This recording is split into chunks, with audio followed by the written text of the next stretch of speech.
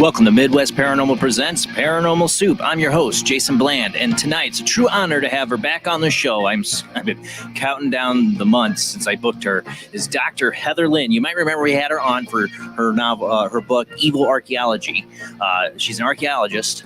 She wrote an awesome book called Evil Archaeology, dealing with demons, their influence throughout our history. We got in some ancient Sumerian talk back then. Well, her new book, The Anunnaki Connection, Sumerian Gods, Alien DNA, and the Fate of Humanity, it's her newest book. I read it a couple months ago when it came. I ate it up, and I'm trying to reread it, get back into this book because it's so good, and I highly recommend it. If you're like me, who have always been in the idea of ancient cultures and civilizations, and maybe ancient aliens. Now, I'm not saying Heather totally purports an ancient aliens theory in this book. She doesn't, but she does open to it and looks into it, and she's one of my favorite guests to have on because she questions everything and she's open to so many ideas, but she's a fact-driven person as well. You'll get that out of her tonight. She's so well-spoken. It's going to be such a great show, guys.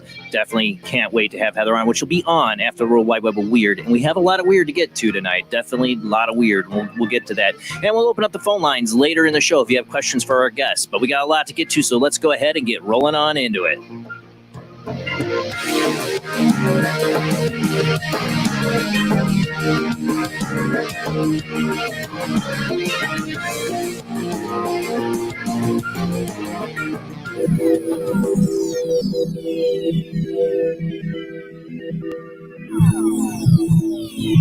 Welcome to another night of Paranormal Soup. As I said before, I'm your host, Jason Bland. Tonight's guest, Heather Lynn, Dr. Heather Lynn, author of The Anunnaki Connection and Evil Archaeology, will join us after the World Wide Web of Weird after our first commercial break.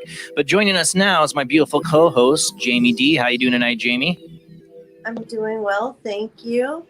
Super excited we were able to do this tonight, that it worked out. Jamie knows during our sound check, I called her. I'm like, hi, Heather, how you doing? I get so nervous talking to her, Dr. Heather Lynn, because I so respect her. Like, she's like living like my childhood dream, kind of, because I wanted to be Indiana Jones, an archaeologist. I wanted to discover all the ancient mysteries and all the stuff. I think that there's still big question marks about our past and history. So I've been so excited to have her on. Another big mystery is St. Augustine, all the way from St. Augustine, Florida, is Rob Autry. How you doing tonight, Rob? Oh, you're muted, Rob, I think. Dr. Jones. Dr. Jones. Doing great. With my heart out. Yeah, tonight I got a little bit of something I want you to talk about, Rob, because I was watching Weird Wednesday. Yeah. And I saw you playing around with the Randonautica app or whatever that is. I'm like, oh man, what's this Randonautica app you're playing with? Random stuff. Yeah, sending you to random locations. Yeah, I got a bone to pick with you, man. Okay. Your safety. Oh man, we'll get into that. We'll get into that tonight. There's a lot of weird to get to, of course. So let's go ahead and roll into the World Wide Web of Weird.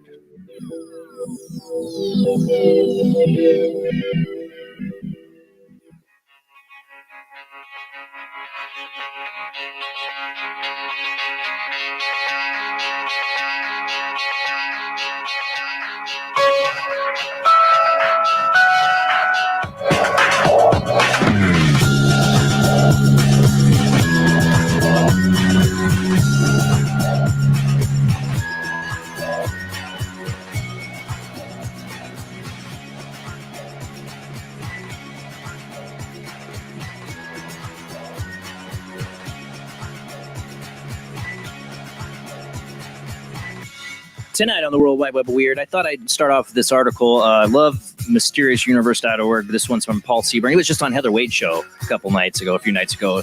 Such a great guest. I should get that guy on my show. Paul Seaburn. Yeah, I love his articles. And this one maybe explains what we're going through right now in 2020. I don't know. Cause and or effect, 2020 problems. Earth's poles are shifting 10 times faster than expected. Does it feel like that's what's happening? Something like that's happening, right? Something's going on. Right? For those listening on the Paranormal Radio Network, the Paranormal Radio app, or on our website, we are a webcast. You can watch the show on Facebook and YouTube. Please follow, subscribe, and share with friends. Let them know about Paranormal Soup. But tonight, on the World Wide Web of Weird, we're going to start off with this from Mysterious Universe from Paul Seaburn. Which came first, the chicken or the egg? Even simple questions are hard to answer these days. Here a tougher one.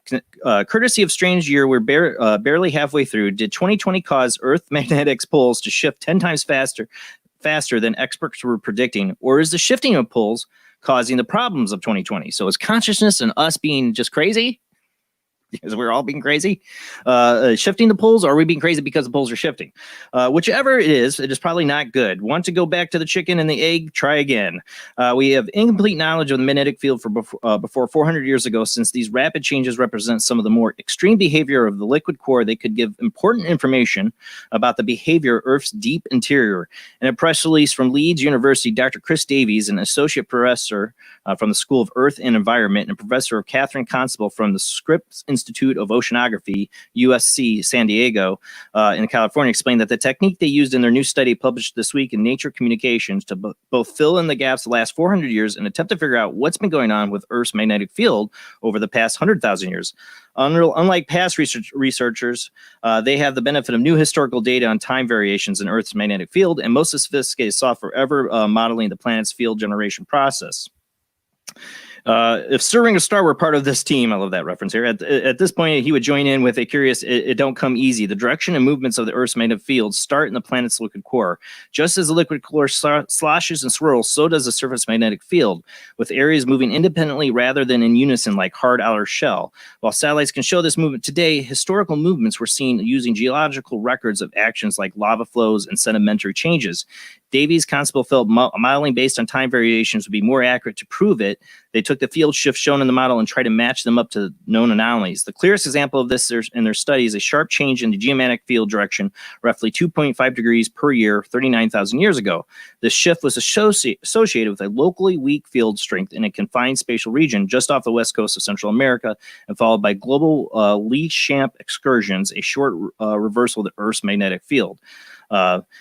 Armed with this correlations like this, they felt confident in their statement that the magnetic field is changing much faster than they accepted 1 degree per year. In fact, it's shifting up to 10 times faster. We already know that the magnetic poles are moving, with this magnetic north pole now somewhere in Siberia, while the magnetic south pole is off the coast of Antarctica, somewhere outside of Antarctica's circle. What is the end result of all these magnetic pole and field shifting at such a rate? A common word is a study is flux. Flux is also a good word to describe the year 2020. As these fluxes related? As expected, the model doesn't look at this. Should it? Yes. Yes, it should. I mean, seriously, are we all going crazy? I mean, does this have, related to what's going on? Where all these planets are in retrograde right now? I mean, are all the planets still in retrograde? I don't know any of that stuff, Jamie. About 6 right now, 5 or 6. Still 6. When does that end? After 2020, let me guess. Through October.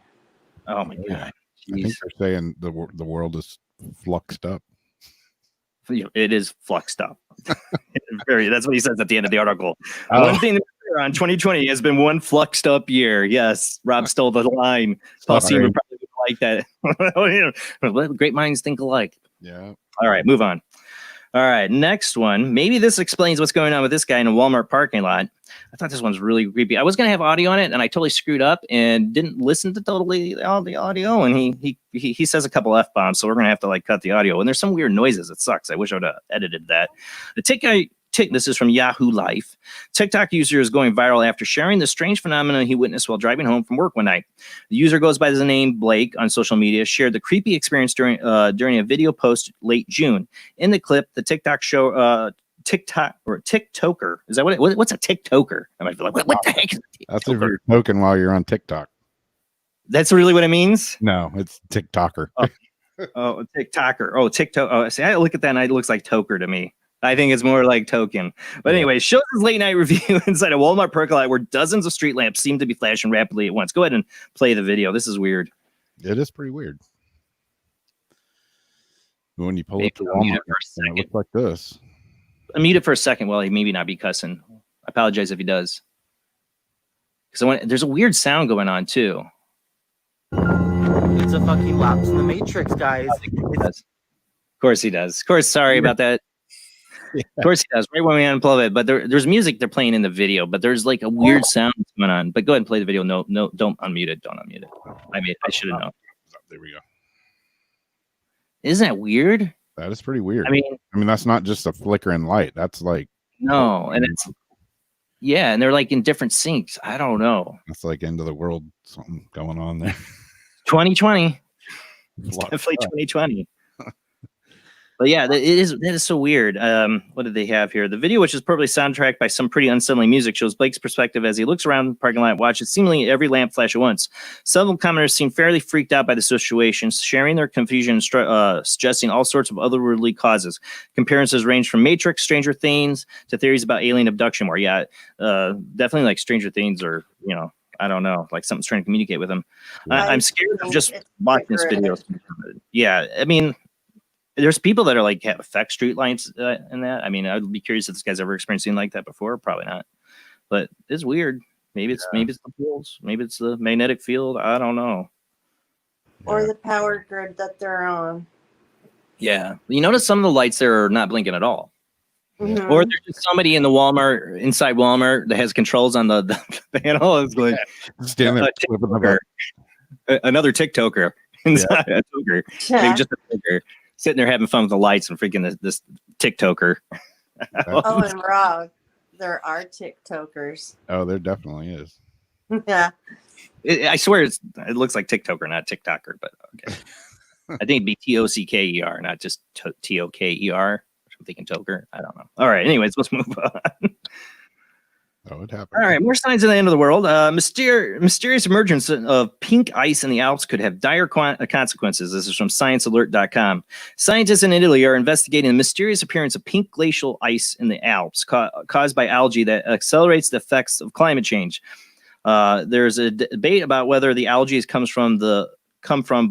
there's a debate about where the algae come from, but Biagio di Marario of Italy's National Research Council said the pink snow observed on parts of the Presina Glacier is likely caused by the same plant found in the Greenland. The alga is not dangerous. It is a natural phenomenon that occurs during the spring and summer periods in the middle latitude, but also at the poles. The plant known as Selenium, I cannot pronounce it, some plant, I cannot pronounce this. No way. Present Greenland, so-called dark zone, where the ice is also melting. Normally, ice reflects more than 80% of the sun's radiation back into the atmosphere, but as algae appear, they darken the ice so it absorbs the heat. It looks like blood. Like, I know this picture on here doesn't do it justice. I should have had more pictures up. But when you see it, it looks like somebody just sprayed their blood everywhere. More algae appear as the ice melts more rapidly, giving them vital water and air and adding red hues to the white ice. Everything that darkens the snow causes it to melt because it accelerates absorption of radiation. We are trying to quantify the effect of other phenomena besides the human one on overheating of the Earth, said Di Mario, noting that the presence of hikers and ski lifts could also have an impact on algae. Tourists at the glacier laminate that the impact of climate change. Overheating of the planet is a problem. Last thing we need was algae. Unfortunately, we are doing irreversible damage. We are already at a point of no return, I think another skier said. Let's stop skiing, because I'm sure you're not helping, right?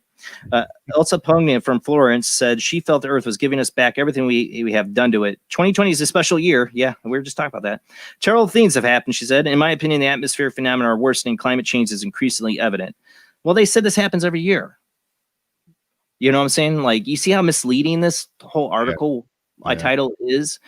That's why I wanted to read it. It's because it's like, yeah, that's cool. Is that crazy? Is the world dying? Everything is like so skewed to it's the end of the world. Yeah. I was going to say, I've seen this before, you know? Yeah, it was spreading around. And I kept seeing people sharing it. So I'm like, all right, I'm going to read it. And then I'm like, what the heck? It doesn't sound like the end of the world. I mean, the people commenting do, but the scientists don't seem like it's the end of the world. But they sure as heck titled this like, it's the end of the world, pink ice. The wind's blowing out of the north at 25 miles an hour. It could be the end of the world. Oh my God. It's like, it's everything's the end of the world. Yep. All right, let's move on. It's what sells. I think this next one, I think this bird thinks it's the end of the world, so it's getting its kicks on. Giant bird snagged shark-like fish. I saw a lot of people sharing this. This is really crazy. Tourists visiting Myrtle Beach in South Carolina could not believe their eyes when they spotted a giant bird from coast to coast, soaring through the air with what appeared to be a shark in its claws. The jaw-dropping scene was reportedly captured on film by Ashley White, who saw the remarkable moment from the 17th floor of the hotel where she was staying last week. In a video, a massive bird of prey can be seen clutching onto a rather sizable denizen of the deep as it violently undulates in an attempt to escape the perilous predicament. White's footage was subsequently posted to social media and quickly went viral, with many people joking, comparing the video to something from Sharknado. As one might imagine, all manner of armchair wildlife enthusiasts and general experts offered opinions to the nature of the two creatures seen in the video. Based on where the footage was filmed, it was ultimately determined that the bird was most likely an osprey, and the fish was either a ladyfish, which resembles a shark, or an Atlantic Spanish markle. Shark or not, it's a big fish. Yeah. It looks like it seems too big for this thing to carry, but I mean, it looks like it could carry away a small child if it could do this with a fish. Go for it. Yeah, I gotta say, I live in Florida, so I see this kind of thing all the time. Like this? Yeah. Wow.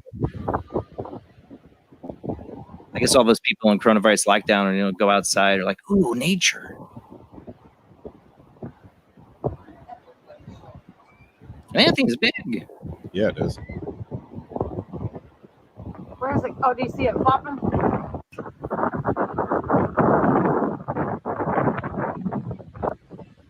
Well, they talk about people, some of these birds, big birds, trying to take little children sometimes. We saw in the classic video, the one kid, the bird flies down and like picks him up and almost gets him off the ground. From years ago, we had that on Worldwide. But when my dog was a little tiny puppy out at my old house, I had really big owls out there, and I was always afraid about one of them snatching her up.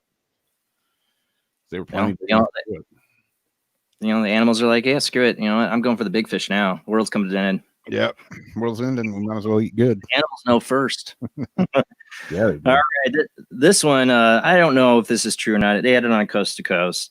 They make these videos and stuff. I don't know. The eerie mystery sounds trouble Chinese village.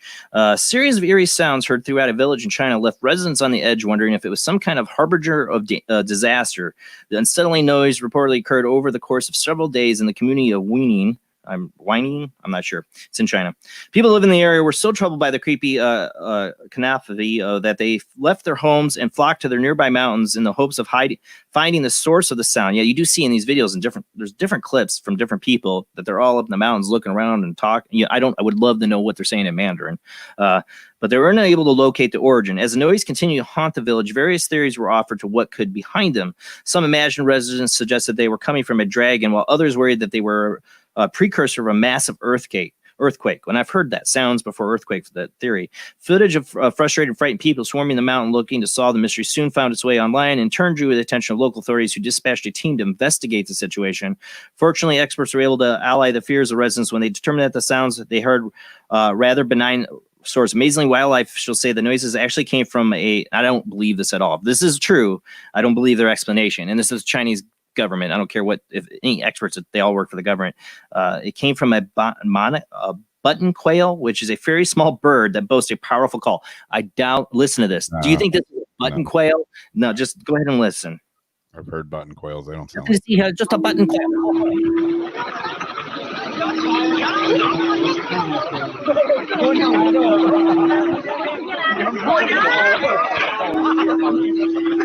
It's a bird. You think these people would all be familiar with it?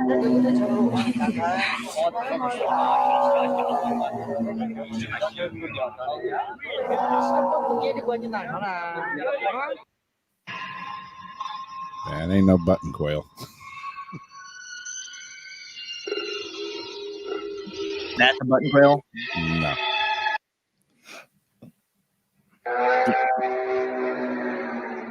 Creepy.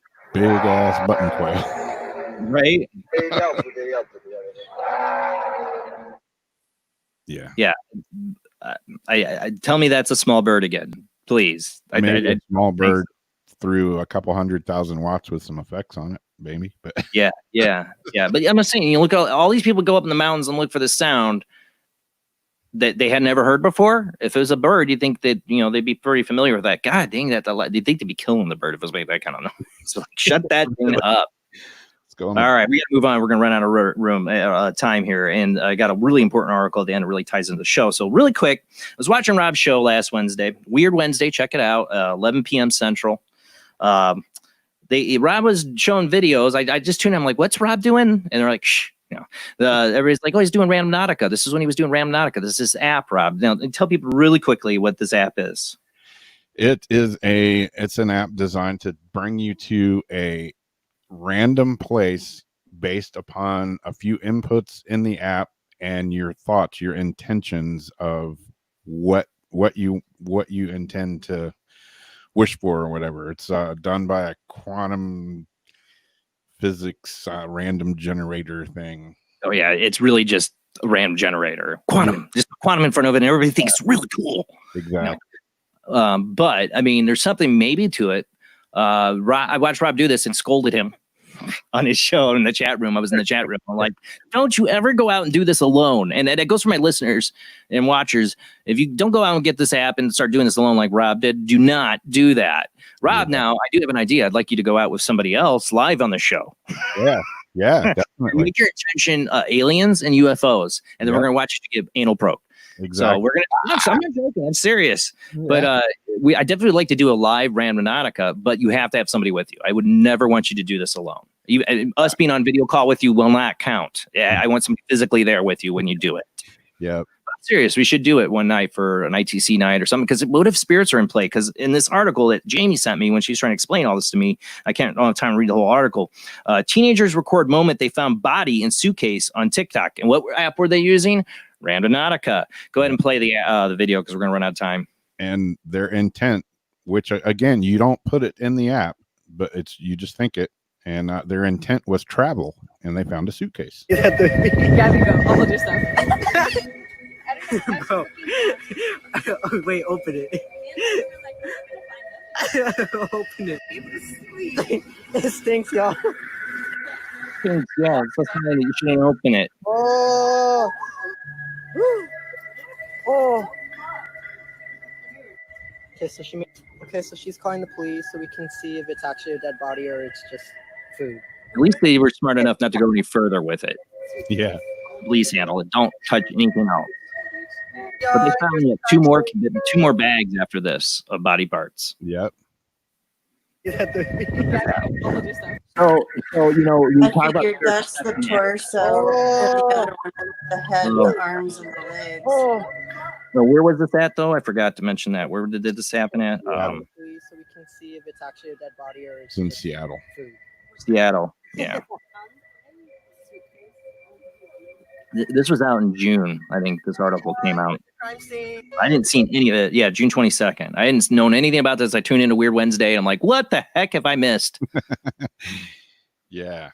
Rob going out and playing basically geocaching, but instead of finding little gifts and trinkets, you find dead bodies and meth labs. Yeah. Okay, let's move on to the last thing because I'm going to run out of time. And I really felt this. I'm not going to have time to read the whole article now. Darn it. I totally ran out of time. Running behind tonight. And then my thing's not working because I really, dang it, come on. Now my article's not working. Come on, run out of time. Yeah, it's from Unexplained Mysteries, but there's a number of articles. It's talking about this study. Is intelligent life doomed to self-destruct? I felt like, oh, this is perfect offer tonight because we're going to talk about the possibility of past civilizations being way far advanced, maybe 10,000 before the Sumerians, and that's how the Sumerians existed. You know, these civilized. What if there was a civilization just as technologically advanced as us, and they doomed themselves? And it's so long ago, all the evidence is erased. Well, listen, this intelligent life doomed to self-destruct. The question of whether we are alone in the universe remains one of the business. I cannot talk now because I'm trying to go fast.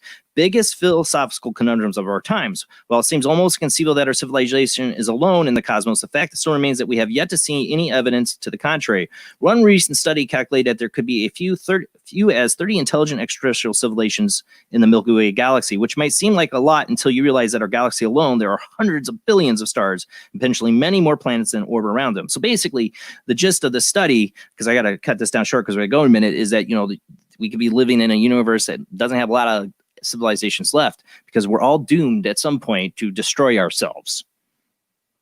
And maybe we are. Maybe this is what's going on now. And maybe all this stuff we're going to talk about tonight with our guest, Dr. Heather Lynn, about the Sumerians and so many, we're going to talk about so many things that came from Sumeria people don't even know.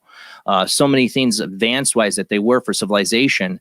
And the Anunnaki, who were they? Were they aliens, or were they from Atlantis or Luminaria or some other fallen civilization that is just erased from time? I always mention Life After People that they had on History Channel. I would show how quickly things would disappear if people just suddenly vanished from the face of this earth.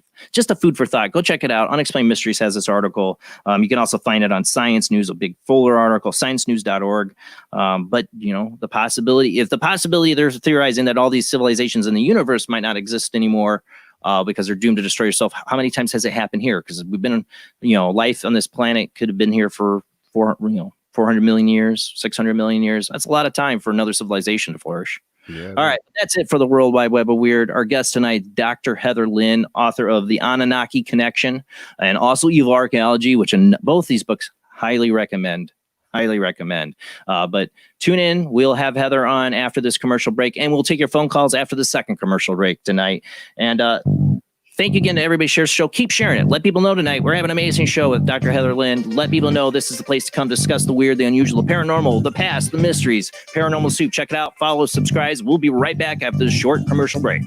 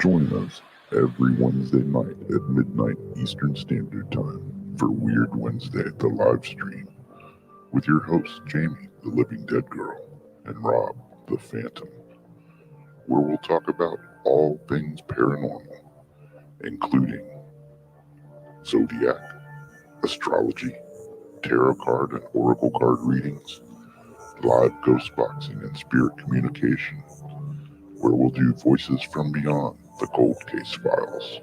So we hope you join us live on Facebook and YouTube every Wednesday night at midnight Eastern Standard Time. We hope to see you there. Bye-bye.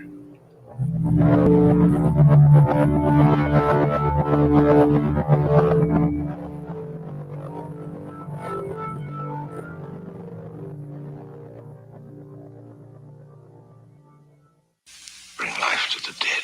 Bring life to the dead. Bring life to the dead. Bring life to the dead. Bring life to the dead. Enter the occult world of necromancy. You were brought here for one purpose: necromancy. A ceremony dating back to the pre-Christian era. It's the art of reviving the dead. It requires involvement with evil spirits by the person performing the act. The devil god brings life to the dead. No, please. No, please. And death to the living. Necromancy, starring Orson Welles and Pamela Franklin. From Cinerama releasing. In color, rated PG, parental guidance suggested.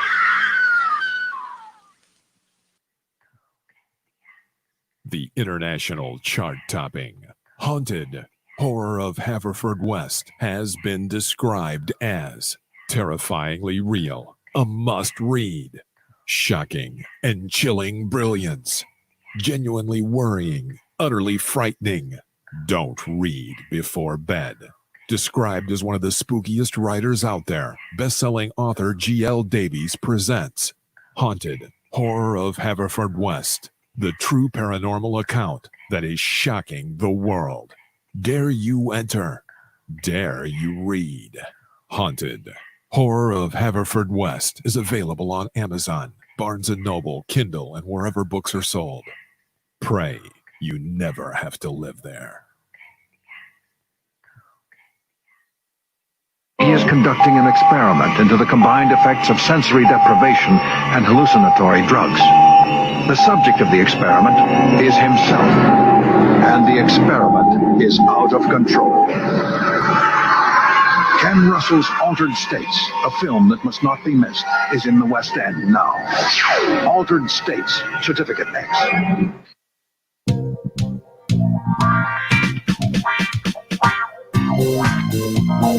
The night is alive. Join us and take a walk on the weird side when you tune in to the Kingdom of Nye, hosted by Heather Wade, the finest in late night talk. Listen live free weeknights starting at 9 p.m. Pacific time at thekingdomofnye.com, talkstreamlive.com, and the Paranormal Radio app. Wanna take a ride? Do you like rock and roll? Do you enjoy a good story? Wish You Were Here, A Rock Fantasy, is a book inspired by Badfinger. It will not only entertain you, but intrigue you. What is it about? Well, Thomas is searching for his bandmate and friend in heaven, and in spirit has helped pen this story. He meets an old friend and famous new ones on his afterlife voyage. Midwest Book Review said, Wish You Were Here, A Rock Fantasy, is a book inspired by Badfinger. It's a quirky story by Joyce S. Isaacson and is unique, original, and deftly crafted metaphysical novel that showcases the author's genuine flair for character and narrative-driven entertainment that is simply riveting from first page to last. Wish You Were Here, A Rock Fantasy is now available on pennantpublication.com, Amazon.com in paperback and hardcover, and also on Kindle Unlimited. So check it out now. Wish You Were Here, A Rock Fantasy. Switch to DCS ranging. 240, nominal to profile. We're in the pipe. 555.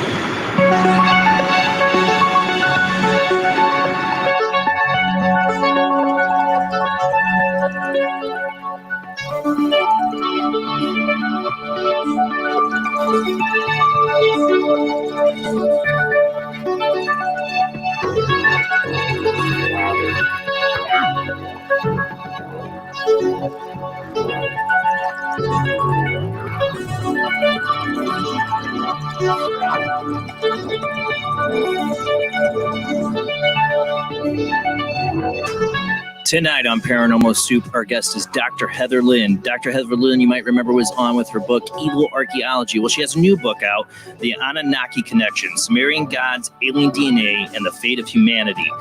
Dr. Heather Lynn is a professional historian and renegade archaeologist on a quest to uncover the truth behind ancient mysteries.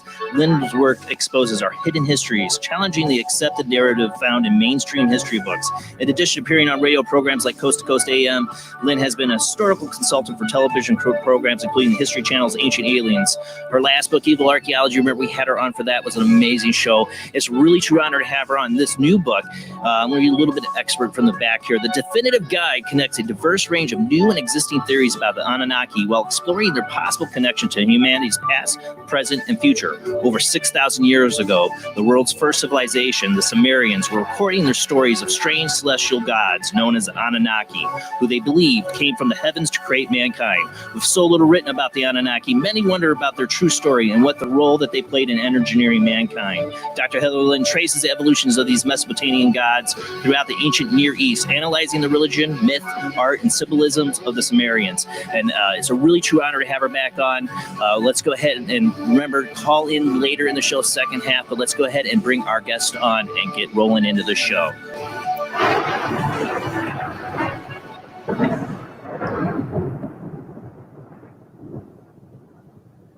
Now, hopefully Skype isn't giving us a problem. Let's make sure we got our guest on.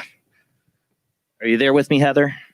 I'm here. Oh, awesome. Yeah, I was trying to call you during the commercial break, and it was like going to voice message. And I'm like, I know you're there. I can see you're there. And like, I can see you're trying to figure out why is it not connecting. Skype. We jinxed ourselves during the sound check. Well, we're here now. So. Oh, I truly love this book. I want people know I'm a big ancient aliens kind of guy. I want them to know off the bat, that's not like where you totally go. You don't go the ancient aliens route. But what I love about you, Heather, is that you are open to all these ideas and investigating them, looking into them, taking a serious look and not just scoffing at them away. You take a serious look at it in this book. And what are the Anunnaki and the Sumerians? We talked a lot about this last time with Evil Archaeology, about the past and what the Sumerians believed then. But this book seems like it's almost like a cumulation of everything you've probably really been into the last few years. Is that what I'm taking from it? I think that's a fair assessment. I've been looking into this for quite a few years now, and it's just building and building. And as much as I'd like to think that I've definitely closed the book on this one, so to speak, it just left me with probably more questions than answers. And so I think I'm not done with this. I think I'm going to have to, keep looking and see what else I can find. So I did, I think, answer some questions that I had for myself to some extent, but, I want to get into more of the details and figure out, is there something more to this? And so, it sort of has started me off now on a somewhat new path, maybe a new perspective on the whole thing. Really? I truly enjoyed the book because when I started reading it, it brought me back to when we had you on the show, a lot of conversations we were having. Because I kept on, even though that you were talking about evil archaeology, I couldn't help but pick your brains about ancient civilizations. And yeah, like I said, you lived my dream. When I was a kid, I wanted to be an archaeologist. I wanted to look in, because I read Erich von Daniken's Chariots of the Gods at a really young age. And anybody asked me when I was a kid, I believed aliens put us here. So I have a fascination with it. And I mean, even von Daniken put a blurb on the back of your book I saw. Which I thought was pretty cool of him to do, because I mean, it's not like your book's going out there and saying, "Oh, the Anunnaki are aliens." You don't do that. You don't draw those kind of conclusions. That's what I love about it. Yeah, well, thank you. I went into this whole venture with an open mind. I thought, well, I'm not really convinced that they're aliens, so to speak, but what if they are? I mean, who am I to? I can't, just because something sounds far-fetched to me doesn't mean that it is far-fetched without the data. Right. And so I thought the first thing, I need to do is just try to give a fair assessment, look at this and go in with no judgment. So I was really excited to see that, Eric appreciated where I went with it. And I was very grateful to the publisher too, and a lot of other people who have looked into it, for not trying to skew it one way or another, for allowing me the opportunity to give that honest assessment, as opposed to having to pile on with the either yes, they're aliens, or oh, absolutely not, there never could be such a thing as aliens. I mean, it's just the kind of camp that I discuss a little bit in the book about how there's now there's these cults of personality where you either have to agree with this person or have to agree with that. And in this book, I tried to make a connection between them all, rather than trying to go through and vouch for one person or argue for one idea, or debunk everybody. I thought, let's just get the personalities out of this whole thing and just look at what the data has to say. Just the facts. Maybe just the facts, to the best of our ability. Yeah. Because with looking at the past, it's it's a qualitative analysis approach, because you only have so much data. It's, unless you have a time machine, you're limited to certain facts, and a lot of it you have to fill in the gaps, and that's something that some do better than others, and sometimes the gaps are so big, and you'd have to take a leap from one to the other, and that's not necessarily a good thing, but it's less accurate when you have to do that, but we do what we can. And so hopefully I've painted enough of a picture here to at least get people thinking. Well, you got me thinking, reading this book, because my imagination goes wild. My imagination will speculate about a lot of things, and the information you're providing about, like, oh, maybe they were doing this, or maybe they were aliens, or maybe they were from a lost civilization. We're going to get into all that tonight. But what I remember when we had you on the show, what I really found interesting wasn't actually some of the talking about the ancient civilizations or the demons and stuff. One of the things I found really interesting, and maybe just kind of getting a little idea of people give the background of you, is when you early on in your studies or career, when you're studying to become an archaeologist, and that I remember you talking about that you were. Basically, I remember it was a paper or something you had to do. It showed that you had to protect the establishment of history. I want you can talk about that a little bit about why you became the renegade archaeologist in a way, why you broke away. Because I want people to kind of get an idea that haven't heard you before, why they call you the renegade archaeologist. Oh, well, yeah, you pretty much hit it on the head. It was my very first archaeology class. I was a freshman. It was quite literally Archaeology 101. And as you can imagine, I was very excited to take this class, as many people were. And I go in, and on the board were a list of names of different authors. And some of those authors I had already been familiar with from late night talk shows and books that I had read and that sort of thing. And we were told that our first assignment would be to pick one of the authors and look at their theories and debunk them. And I thought, well, we barely went over to the syllabus, and this is our assignment. And it's like your first assignment?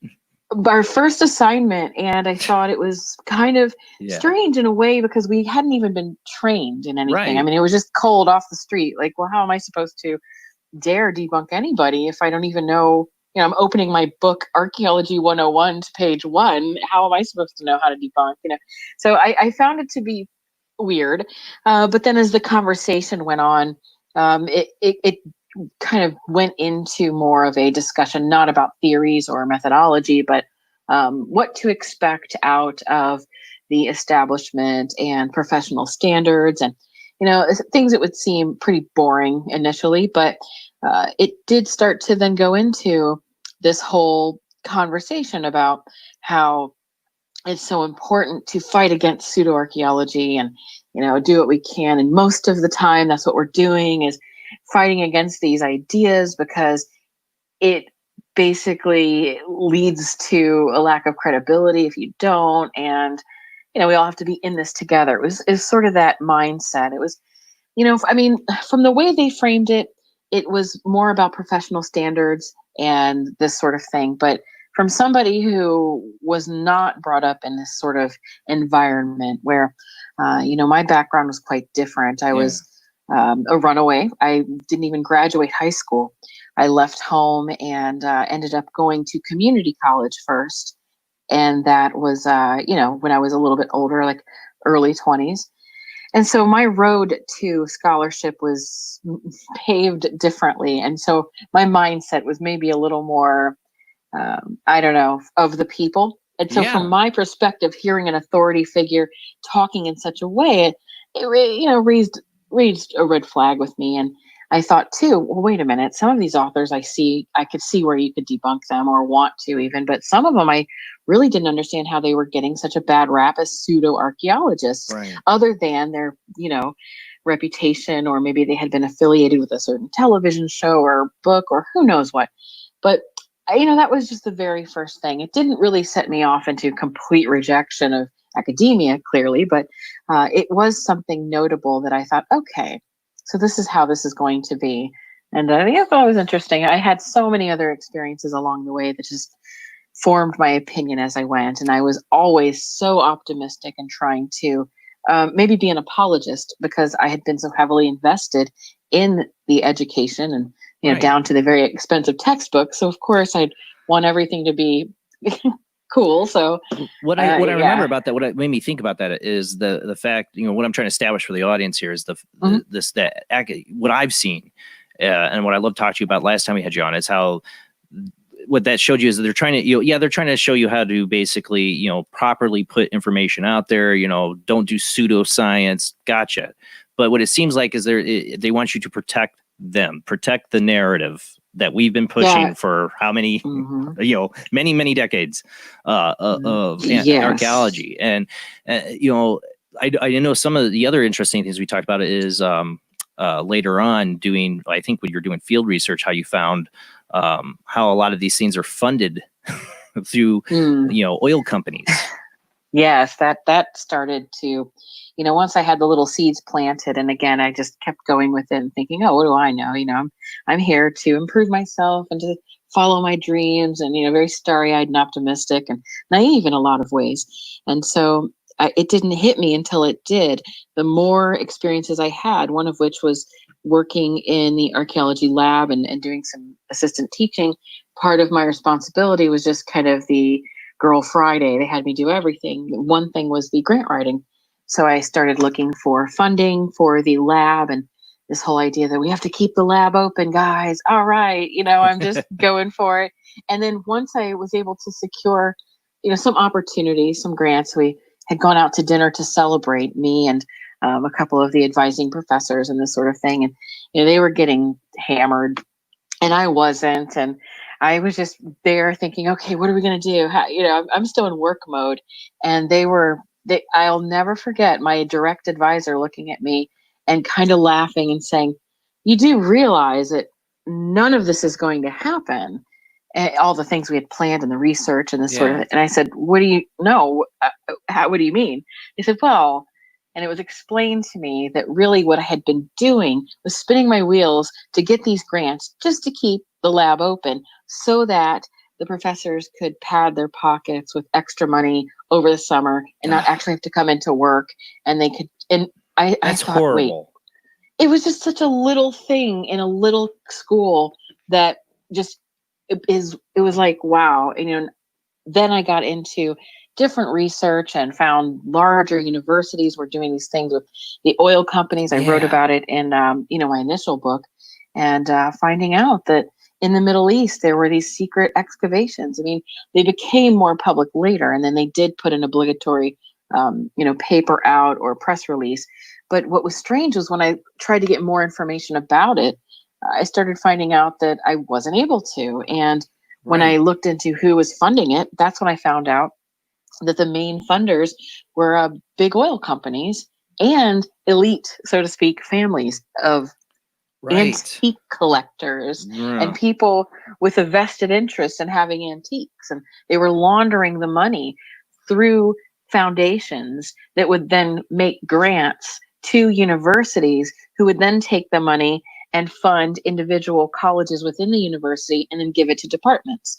And so there were so many layers of plausible deniability. So the people who are on the ground working had no idea. They're just getting their paycheck, doing their job. But the higher ups, when they would get done with the research, what they had to do was conduct a site report and present that to the board of the oil company and these private investors, as opposed to the public. They would do that first. See, that seems like something out of Tomb Raider, like the evil corporation coming in for the ancient artifact because some rich Illuminati cult wants it. No, that's what I think of. I mean, I was a big Jim Marrs fan and read a lot of his books, and he would talk about, a lot of the different a lot of these Illuminati, these secret societies really base their stuff on Babylonian religions. And so when I hear you tell me that these rich, powerful families and these corporations are getting stuff from ancient Sumer, getting stuff from Iraq and Iran of artifacts. I'm like, are these people collecting this for their religious beliefs? Yeah. Well, I mean, the more I got into this line of alternative research, the more I found that seems to be the case in a lot of cases. And so that's clearly now why I do different things. I didn't go the traditional route. I ended up, educationally I did. I just, worked my way through and stopped after that. I worked in archaeology a bit. I worked in museums and sort of the, not academic structure, but more of the museum end of things. And it's only been since recently that I went back to teaching. And I'm currently a professor of humanities and history at a local community college. And so I'm giving back in that sense, but it's a great opportunity to, I guess, talk the talk and walk the walk and be able to make a difference in people's lives and experiences and to teach them things in a way that, I can't imagine being a community college professor right now very easy in these times. It's very, I oh will my say, God. it's not the easiest thing right now. No, not at all. But, you know, it's, as I said, my background wasn't so like easy, just running off to college at 18 in a dorm and having my parents pay for everything. Not that there's anything wrong with that, No, but that wasn't my path. No. And so I really felt that the best way to be able to teach and make a difference is to go back to that community college setting and interact with people who That's are awesome. really usually wanting to be there and excited to be there. And unfortunately, yes, with these uncertain times we're having,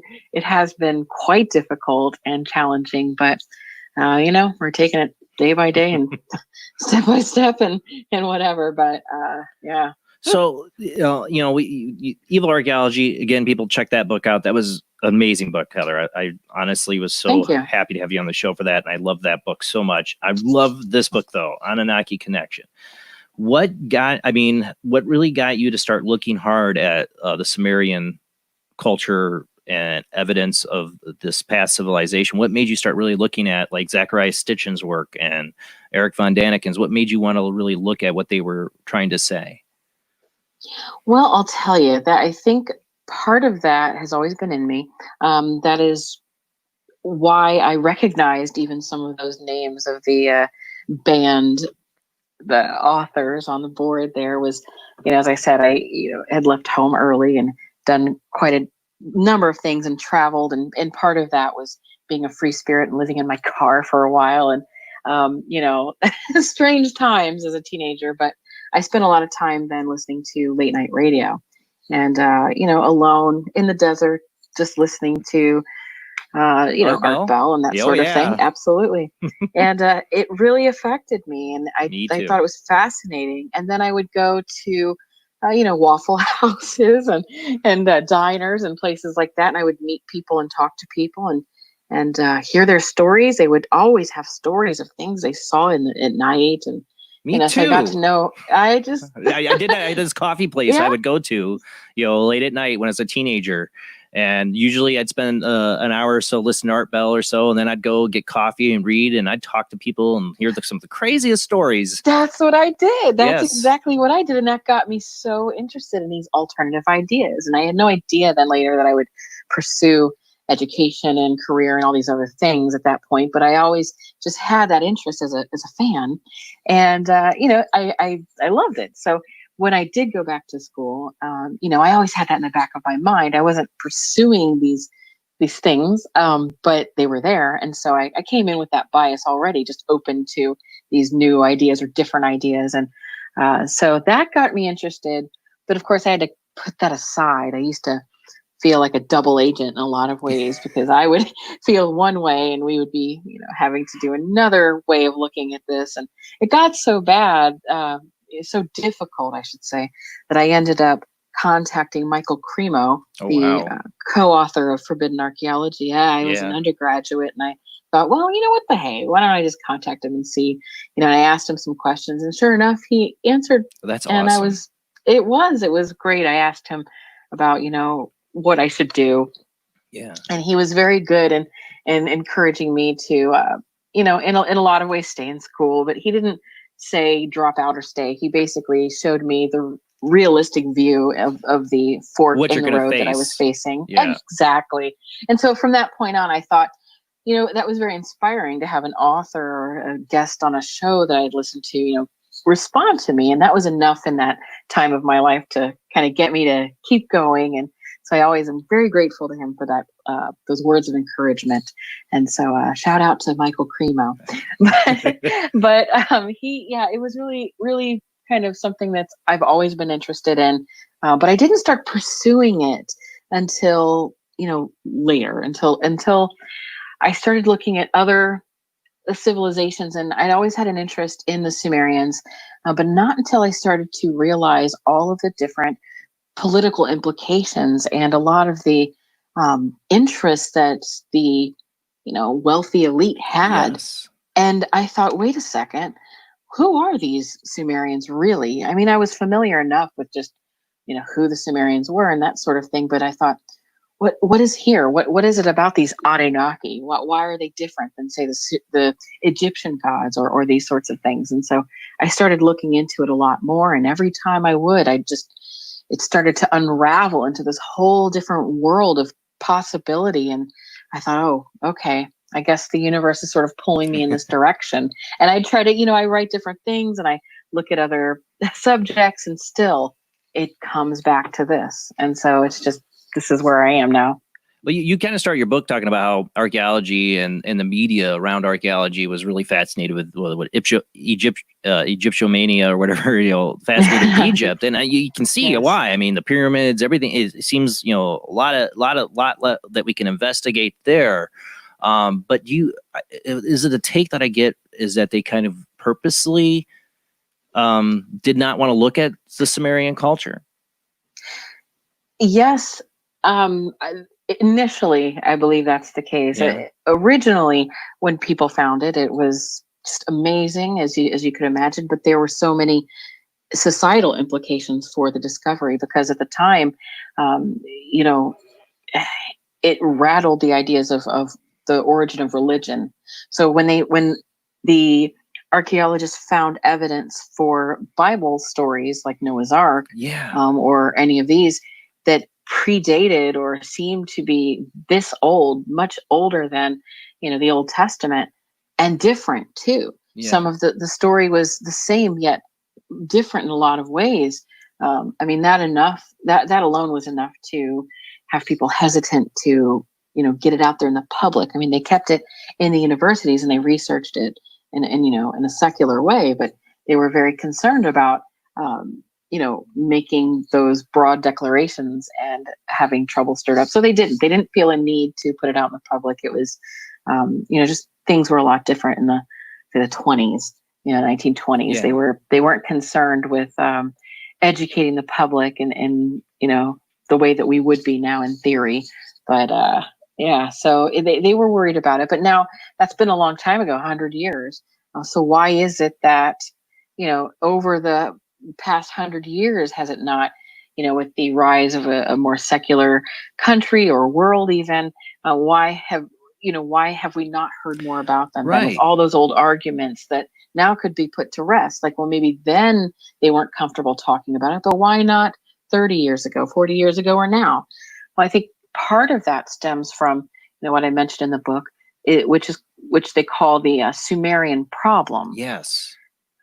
And the Sumerian problem, the term itself, actually was coined by a professor, I believe in 1970s. But the Sumerian problem is pretty much, it touches on a little bit of what we spoke about at the very top of the show here with the idea of protecting the establishment.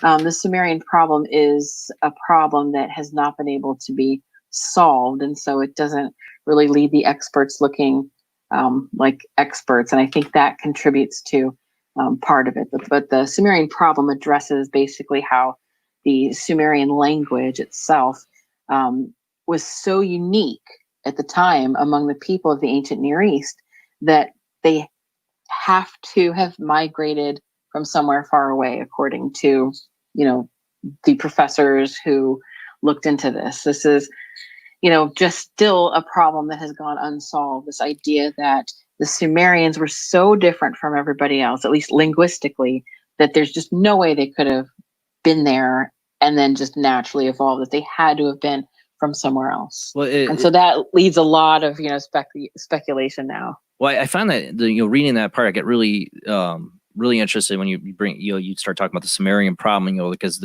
everybody in Mesopotamia, all the other civilizations, which, if I understood, a lot of them weren't even couldn't be considered civilizations. They were Hermetic tribes, right? And in that time period of Sumeria, they spoke Semitic language, right, or Afro-Asianic languages. Yes. Now, yes.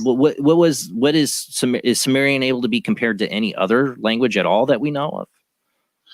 It's Sitchin, as you mentioned, he was somebody who wrote about this and wrote about the Sumerian stories and this sort of thing. He claimed to be able to translate the tablets, and he did a very good job understanding them because he based it off of Hebrew, because he could speak Hebrew. And so that's because Hebrew is very similar. So it is connected to languages we have now. It just didn't fit into any major linguistic group that would have happened then. And so yes, like as you mentioned, the other groups in Mesopotamia at the time spoke Semitic languages, meaning that it was a branch of an Afro-Asiatic language group that originated in the Middle East. But then the Sumerians had something totally different. Yeah. And that's when the scholars figured this out, they found a lot of words and syllabic values did not completely fit at all. And so what they realized at this point, at first they thought they had Akkadian, and that's what they were trying to base it off of, which they could loosely, because what happened was Sumerian, Akkadian, Babylonian, Hebrew, it sort of went and evolved into that. So there are those connections. That's what followed the Sumerians. So it kind of went from Sumeria to Akkadian to Babylonian to Hebrew. Yes. And so because of that, they were able to reverse engineer it, but then still found that this is the original, yet it's reverse engineered, but it's not connected then to the other, groups that had branched off from there. Right. And so they thought, okay, well, what does this mean? They had to have come from somewhere else. Right. And where from, we're going to get into more into that, but my immediate mind when I'm reading this, the Sumerian problem, my immediate mind goes to not aliens, but I think of like the fall of Atlantis and ancient, or Lemuria, or these other stories of ancient civilizations that were highly advanced, and then some catastrophe happens, and then they have to spread out and they migrate to other parts of the world. Do you think that could be a possibility, that the reason they were so different is that they could have came from Atlantis or some other lost civilization? I do, actually. I think that's a very, very valid interpretation. And that's based on, I hope I present some of that in the book. I don't try to argue for that, because there's no telling, but I did, excuse me, I did, come to find that there is evidence based in archaeological, geological, climatological, historical, and literary records to promote an idea similar to that. And so that sounds good. Like you could, basically say that, wrap it up in a neat tiny bow and put it aside and feel like you know everything now. But what happened, what I seemed to find out was that, well, that was just the tip of the iceberg. Right. And it started to go into more and more. And well, then if that's the case, well, then who is this group of people? And then who are these gods? And where did they get this idea? And why were they advanced? And so on and so forth. And so it just opened up a bit of a, the proverbial rabbit hole, if you will. Well, let's get to Sitchin here. So, 1970s, Sitchin was coming out with, first, what his first book was, but it was a fact-based book, or his facts, at least, what he studied about the Anunnaki. And then he wrote some fictional work based on all that. What made you take another look at Sitchin and give him some consideration, to what his work is? I mean, should we give any consideration to Sitchin's work is my question, because there's he has his critics and then he has his devout followers, it's like, and what I love about you is you're somebody who's willing to look at it, but you're not going to be a devout follower on either side of it. You want to just look at, maybe he has something to offer, but maybe doesn't have everything right. Right. Yeah. My goal is to just find the truth. I'm just intensely curious, and I want to know what is going on. And so I really don't have, a skin in the game here, like as opposed to say, somebody like Dr. Michael Heiser, who, does great work, but he's built sort of a branch of his career. His efforts are focused on just debunking Sitchin. I think he's the one who has a website called sitchiniswrong.com, I think it is. And so I have no interest in trying to promote or debunk in order to then promote any sort of agenda or myself or my own theories. And so from that point of view, why I even considered Sitchin was because he clearly has brought the Anunnaki into Well, I mean, almost mainstream. You don't really see it on the mainstream media, but so many people, it's amazing how many people just know about this now. Whereas I go to sleep to Ancient Aliens with my wife. I put on Hulu and have Ancient Aliens. We've been doing that for years. Yeah, like I don't know, we're ancient. We tell our kids we go to the Church of Ancient Aliens. But I'm a Gnostic at heart. I like you question everything. I don't totally buy it. I know Sitchin got some things probably wrong, and I know his translations could be more of interpretations. Yes. What do you think he got right? Well, I think he got the enormity of the situation right. And although that's not specific in terms of, well, this tablet or however, but I think what he had right and what he offered that was unique were not necessarily his translations, but his voice promoting the Sumerians and the Anunnaki. Because, I mean, he kind of brought this out there, made other people interested in a mainstream front. And so I think that's vitally important. He wasn't somebody who discovered the tablets. He didn't interpret.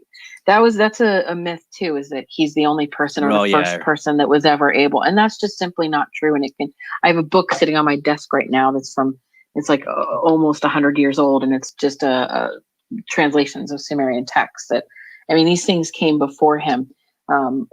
So that's the issue. I bring him up because he's clearly a thought leader. Whether the thoughts are right or wrong, he's a thought leader, and he did contribute in a sense that he broke this down, the story, the mythos, and I think a lot of it was accurate in terms of his interpretation of the relationships between the gods, because that was an important component. So the dynamic, the relationships, the family dynamics, the competition, basically like the soap opera of it all. I really think he had that down. I don't think he could help himself but not to write a fictional series of novels on it, because it does seem like there's so much good for anybody who wants to be a writer, write science fiction or whatever. It just seems like there's so much good material there between the Anunnaki, the way that they acted. They weren't these all wise beings. It seems like they had very human like traits. It seems like, from what I take. Absolutely, and that did lend themselves well to writing fiction. And I think that's probably where if he did anything wrong, that was the wrong move, because so many people have come to me later and have cited Earth Chronicles and this sort of thing as fact. And it's, I understand when somebody puts so much effort and so many years into this topic or a topic like this, and they seek to fill in those gaps, even for their own satisfaction and understanding. It can be exciting, and you can really feel like, oh, wait, I think I'm onto something. And then, present that in such a way that it comes across as though you're advocating for this as a fact. And unfortunately, that taints it, really. But you bring up in your this book too about just in archaeology in itself, how people were, early archaeologists, early 1900s, were very heavily influenced by Christianity and the religion. I forgot which archaeologist was, but it was the cave painting, and it was very light cave painting. He extrapolated and drew out this whole picture of I don't know, was it like a deer or something like that? But it's like he just, everybody takes that as the fact of that's the cave painting, but no, he really extrapolated all that. It was a good guess. Exactly. Yes. And he filled in, I think, I'm pretty sure I had the picture in there to show yes. Okay, good. He was called the Pope of Prehistory. Yeah. Because anything that he said, they took as just infallible. You couldn't question him. And he had that kind of personality too. His name was Henri Bruel. And he was just something else that way. Big character, big character. And he looked into French cave art and found the Sorcerer. It's a very famous I'm showing the book on my video camera. I don't know if people can see it, but I'm showing the picture that this guy extrapolated. You should have put the original picture just to show how much he extrapolated from that. I thought I did. I did not. Okay.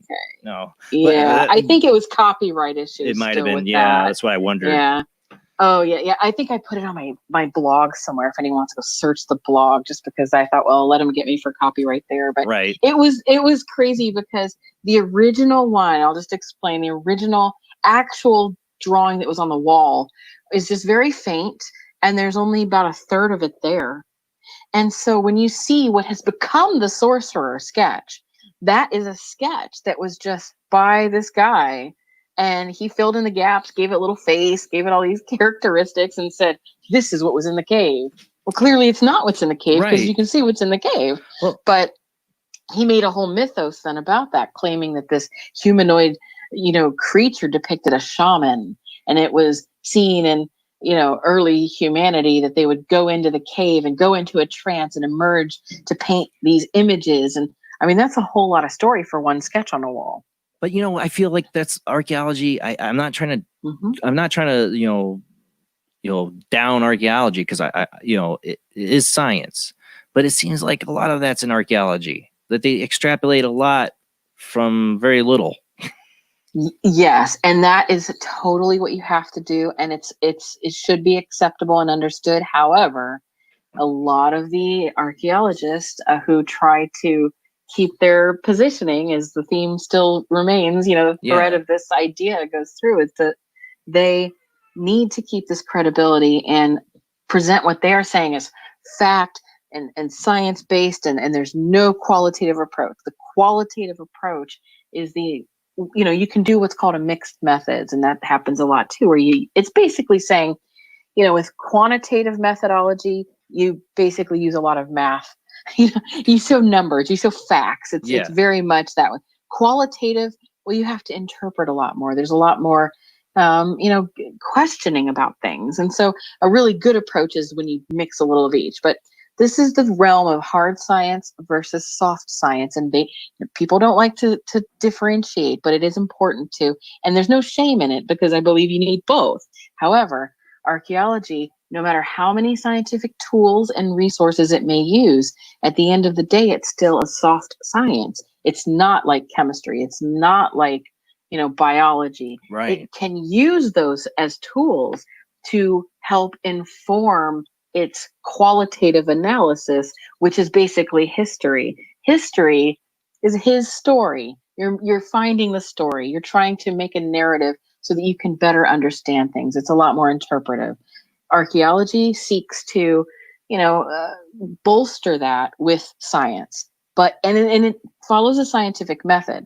It is a science, but it's a soft science. And, it's not about denigrating the field. It's about being real and being honest, and not presenting yourself as this expert who knows everything and can't be questioned when, do you have a time machine? Right. At the end of the That's day, what I'm saying. That's always been my problem with universities and academia, is that they are so hard set on a narrative that they've lost perspective, and we need voices like Eric von Daniken and Zacharias Sitchin, who might be considered amateurs or pseudoscience, but they're asking the questions they're not asking. In my opinion, they're looking at stuff that these people are like, oh no, it's this, and they look away. They really have no idea. We don't, especially when it comes to Sumeria. But I have this problem with Egyptology. They're holding on to things in Egyptology for still to this day. I think they really need to re-examine. I agree, and I think people like Sitchin and von Daniken, I think what they have is the freedom. And it's what I hope to have when I'm moonlighting like this, is I hope to have the freedom to look into things and expand, my thoughts, and be creative and speculate, and then try to put those to the test with, science and that sort of thing. But you have to feel free and brave enough to be wrong. And you have to have the courage to make mistakes, and admit when you have made mistakes, and follow that evidence then wherever it leads. And a good quote I love by Einstein is, anyone who has never made a mistake has never tried anything new. Yeah. And to me, that's pretty much, we shouldn't be afraid to make mistakes. And Sitchin and, others, they're not afraid to make mistakes. But when you're trapped in a system like academia, where if you make a mistake, you lose a lot of political credibility within the system, you lose possibly opportunities or money or reputation, you're going to be very cautious.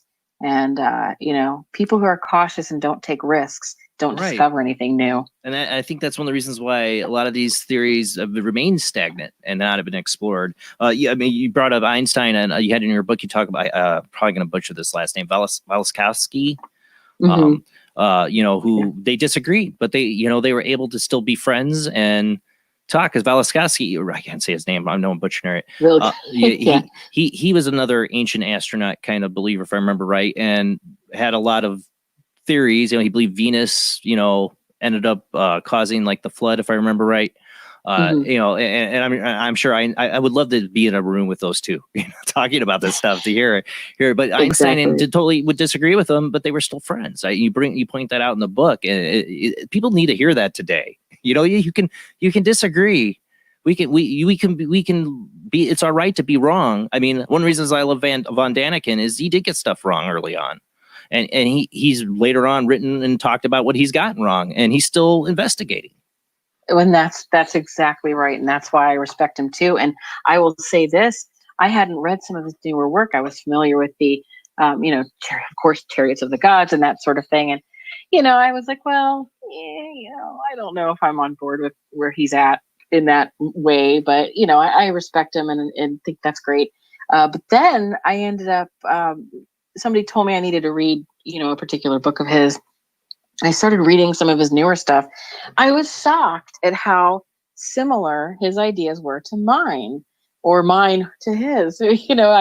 Whoever came first, chicken or the egg. But the similarities were amazing. And I thought, wait a minute, this is different than Chariots of the Gods. And you clearly see how he's changed evolved. His mind. He's evolved, and that's what good scholarship is. That's exactly. Yeah. That's why I love von Daniken. He's not just going to stick to it because it was the original thing that he said. He's willing to change. He's willing to keep looking at new data. To me, that's science. To me, that's what they should be doing. And that's why I respect him so much.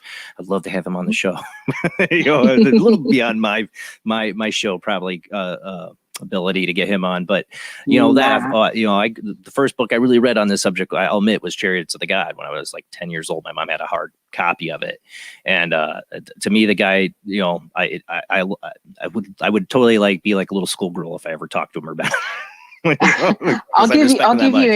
I'll give you a person to contact for that. Oh, really? Okay, we'll talk about that later. Okay. Sorry. Oh, now I'm gonna be like a little schoolgirl on that one. Okay, all right. So no squealing. Yeah. Well, we're gonna become another commercial break, but I want to leave a little people on the cliffhanger here because we start talking about the Anunnaki. The question comes up: were they physical beings? Were they dimensional, or were they aliens, or were they from a lost civilization? What are the descriptions in the tablets of who the Anunnaki were? Well, this is really interesting too, because a lot of people are probably familiar with the claims online of them being giants and this sort of thing. But there are a lot of depictions of them in terms of tablets or even statues that show how they look, and they often had beards or wore different robes and this sort of thing. They were definitely human. They were human-like in appearance.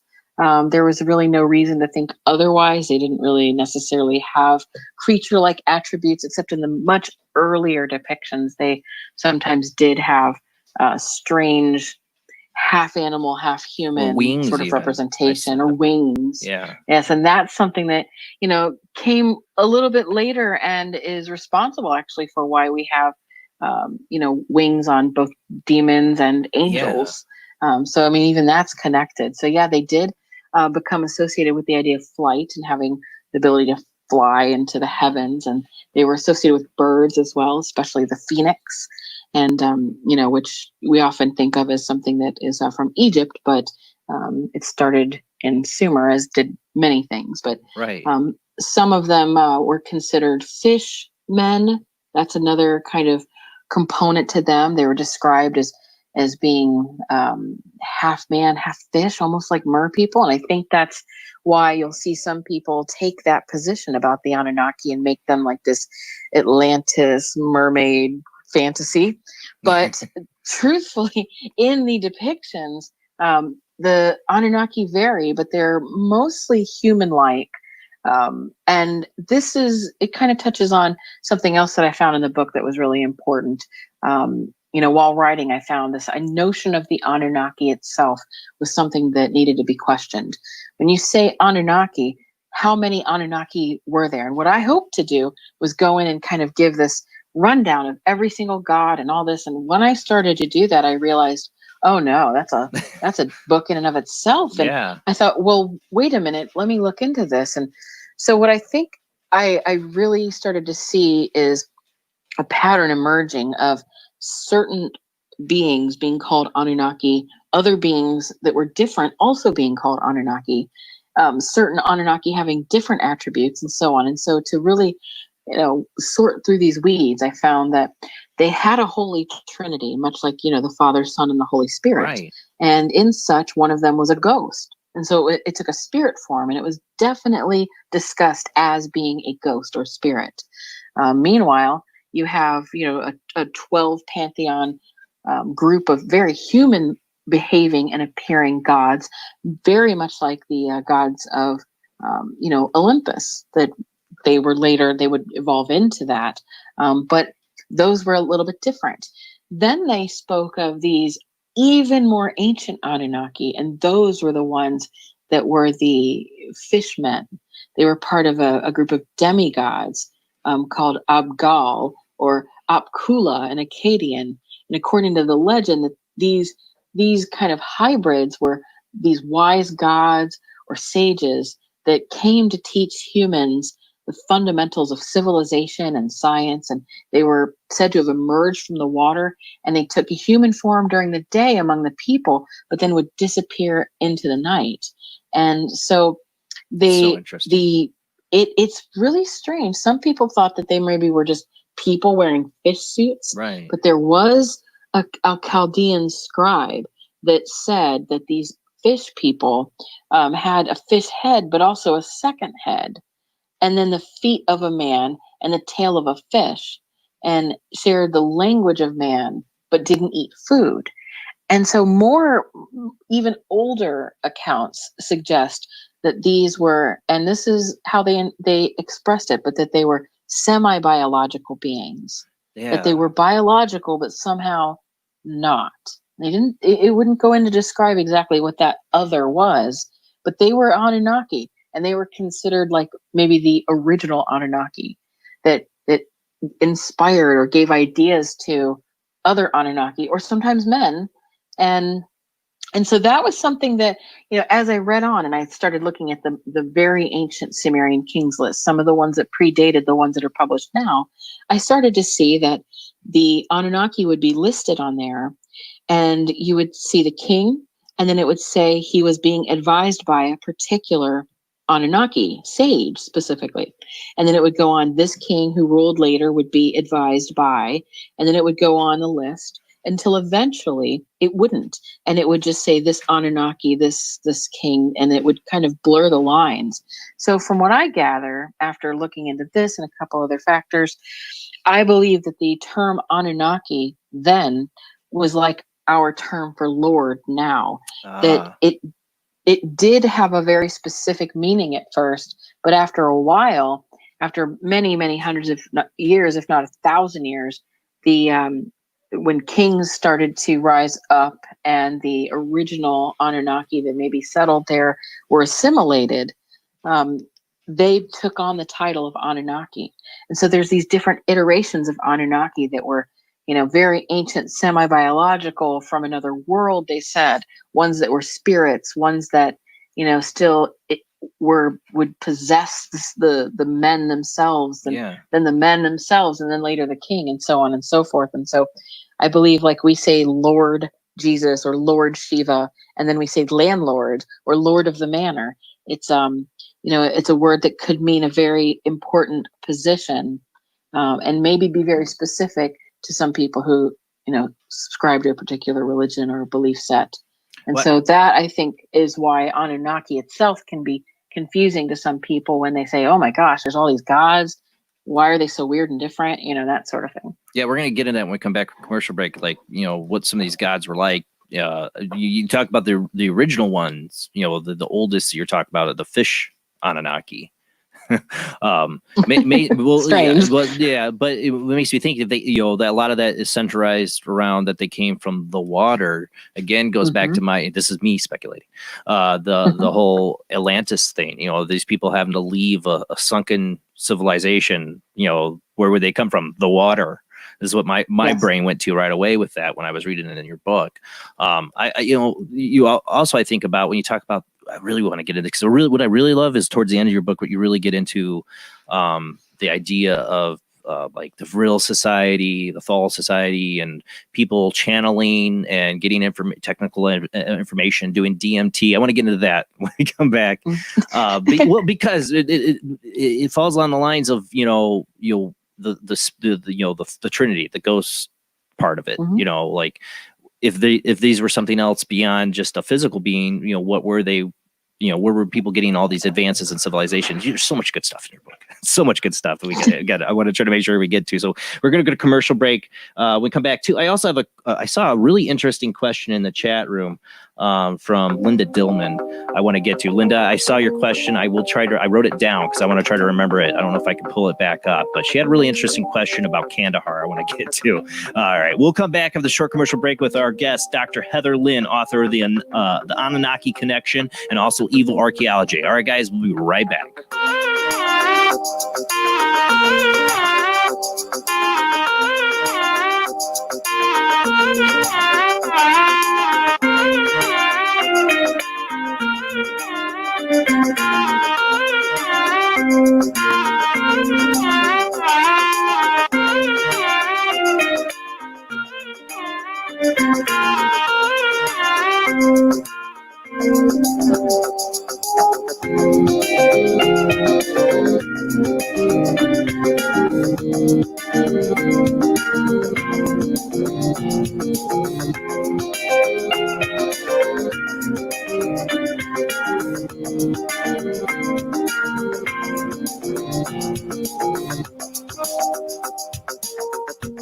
When Alex Gardner is asleep, he has an extraordinary gift.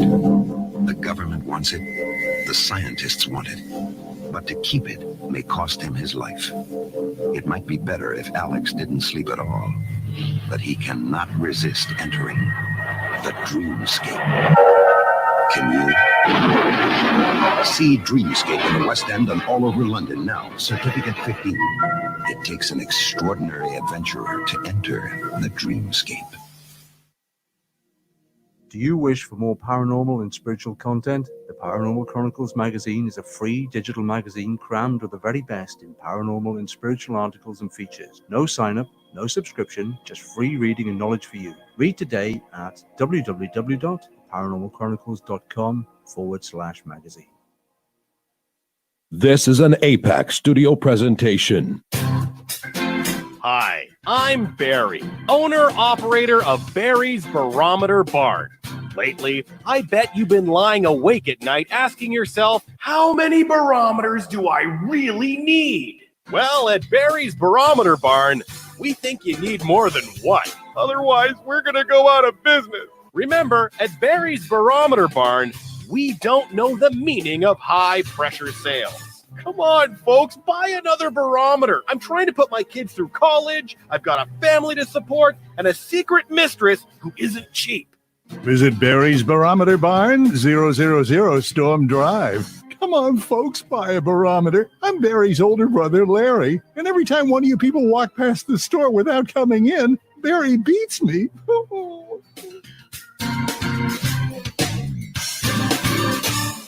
This has been a presentation from Tim Morgan's APAC Studio. For more almost professional amateur comic studio content, visit the APAC YouTube channel. Search APAC 2002. That's APAC 2002 on YouTube. Paranation Magazine is a new paranormal magazine based out of Denver, Colorado. Our goal isn't just to give you the best paranormal content out there, but to promote paranormal unity. We're doing this by giving everyone an opportunity to tell their stories and to share their experiences. For more information, follow us on Facebook at Paranation Magazine and soon, paranationmag.com. For every earthling who's ever dreamed of adventures beyond the stars comes the astonishing story of one who made it, Alex Rogan. You have been recruited by the Star League to defend the frontier against Sur and the Kodan Armada. Of all the life forms in all the galaxies, one has been chosen to be the last starfighter. The Last Starfighter, with the film of the #1 hit Do They Know It's Christmas, the official Band-Aid story. In the West End and across London now, rated PG.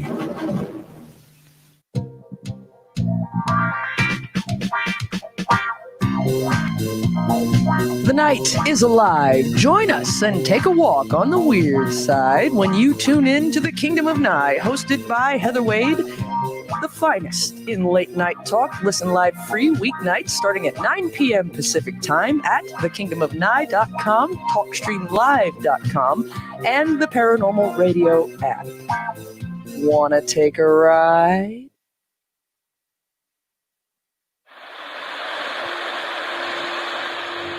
Join us every Wednesday night at midnight Eastern Standard Time for Weird Wednesday live stream. Your host, Jamie, the Girl, and Bob, the Phantom, where we'll talk about all things paranormal, including zodiac, astrology, tarot card and oracle card readings, live ghost boxing and spirit communication, where we'll do voices from beyond the cold case files. So we hope you join us live on Facebook and YouTube every Wednesday night at midnight Eastern Standard Time. We hope to see you there. Bye-bye.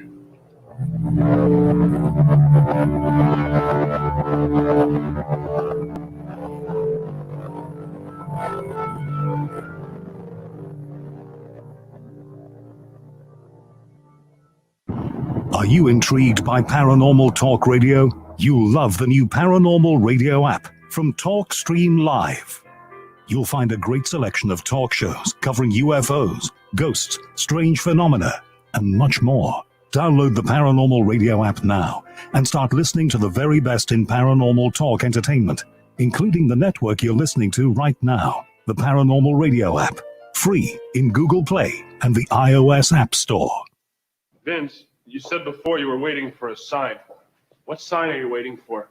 Gozer the Traveler. He will come in one of the pre-chosen forms.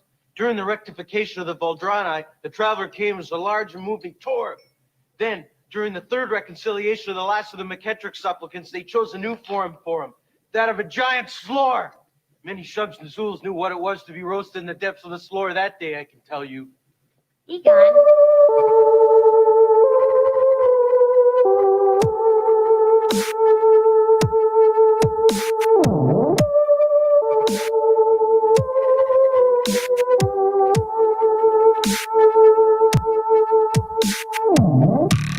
You are listening to Paranormal Soup, bringing you the weird every Sunday night.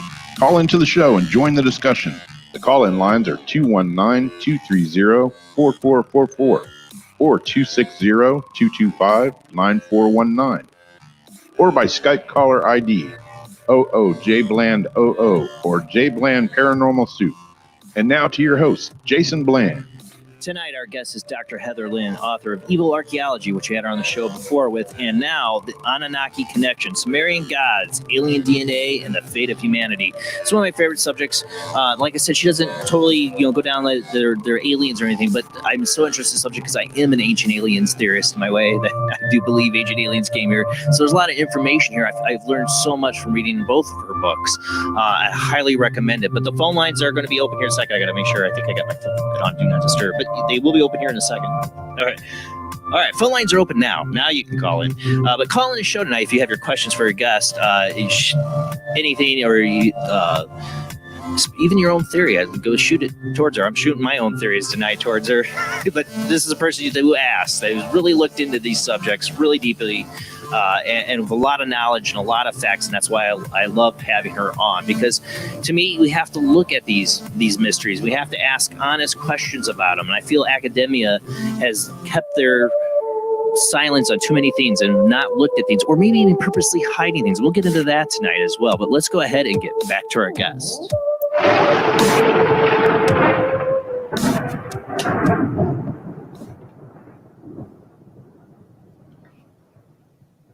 You still there with me, Heather? Absolutely. So I want to get to this question really quick. I know it's a little probably off our topic, but I thought, I'm like, ooh, that's a really interesting one. I don't know if Linda might not still be there, because she was in the chat room and asked this question, and it's hard for me to bring the question back up.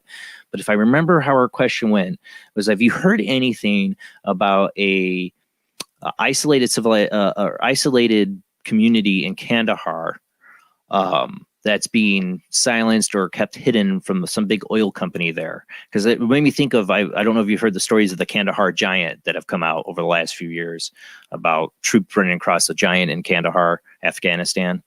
I don't know if that's what she's referencing, but have you heard anything about that? No, no, I wish I could, find out more. Well, so it's a civilization that's or it's not. So I was hoping she was still in the chat room, or she would re-ask that question again, because I was trying to find. I think she means like how you have like a lost tribe or somebody, a tribe that's been isolated or something like that. But it made me think too. Did you ever hear about the Kandahar giant?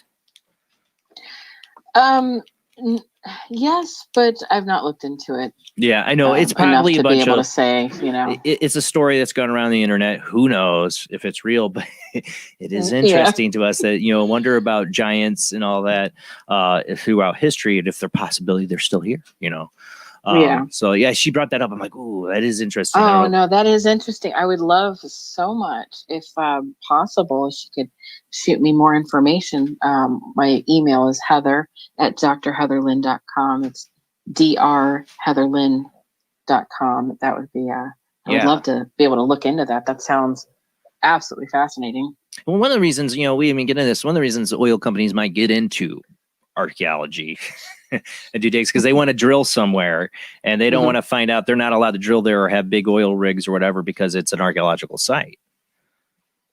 You'd like to think that, right? Right. Well, that's the purpose that they put out there, oh, this is a reason, that and philanthropy. And then philanthropy. Yeah, they want to be able to show that they are not just wrecking culture or stealing resources, but that they're doing something for the good. They want to excuse their presence in the area, because a lot of times these are foreign companies coming in and taking resources from resource rich countries, but that the people don't have money there. And so it's like a way to exploit people, but kind of look like you're giving back to the community at the same time. That sounds like your typical big corporation. Sounds like a go-to move for them. So back to the Anunnaki. But a lot of people don't realize how many things in our civilization now, I mean, we're talking 6,000 years ago, that they had. Oh yeah. It's quite amazing. I mean, in terms of what they were responsible for inventing, or at least credited with inventing, and this is, it sounds absolutely almost hyperbolic, but it is true. They invented astronomy, weights and measures, math, the wheel. That's pretty wild. The sailboats at the same time. Schools and universities, the concepts of professional careers, things like dentistry, optometry, which I don't know how that would have gone, but or the dentistry. I've recently been going through some dental problems. I can't imagine trying to get it done back in ancient Sumer. It probably was not very pleasant. Probably not. So, but they did have, they had opioids and different types of drugs. So they might have put you out pretty well. That's good. I got an hour and a half dental procedure tomorrow. I'll just think about ancient Sumer. They might not have had it so good. Good luck with that. I had a lot of, this time last year, I was recovering from a lot of dental work. I remember. You came on my show after you had a nightmare dental issue. Yes, I did. It was a disaster. So I hope for you it goes better than it did for me last year. It's been it's been a pain. But anyways, back to the Anunnaki. So one of they even pills. I remember you put that in the book. They came with pills. Yes, that's something that is a very small thing we take for granted that we would think is modern, but no, they had pills, they had capsules that they'd fill with things. So amazingly advanced. A lot of time it would be like someone says, "Oh, I would hate to live in those days because there wouldn't be, aside from things obvious like television or internet or all these creature comforts that we have now, you'd think, oh, I wouldn't want to be there. It'd be dirty. There's no medicines. The food would probably suck, But that wasn't the case. They No. had medicines. They didn't just have medicine, but they had medical schools, and you had to go for many years, and you had to do a residency, and you had to have medical malpractice And this is insurance. 6,000 years ago. Yes, and This- what's Yeah. yeah, what's funny too is the medical malpractice insurance was not only fines, but And what they that's had where medical you- malpractice insurance?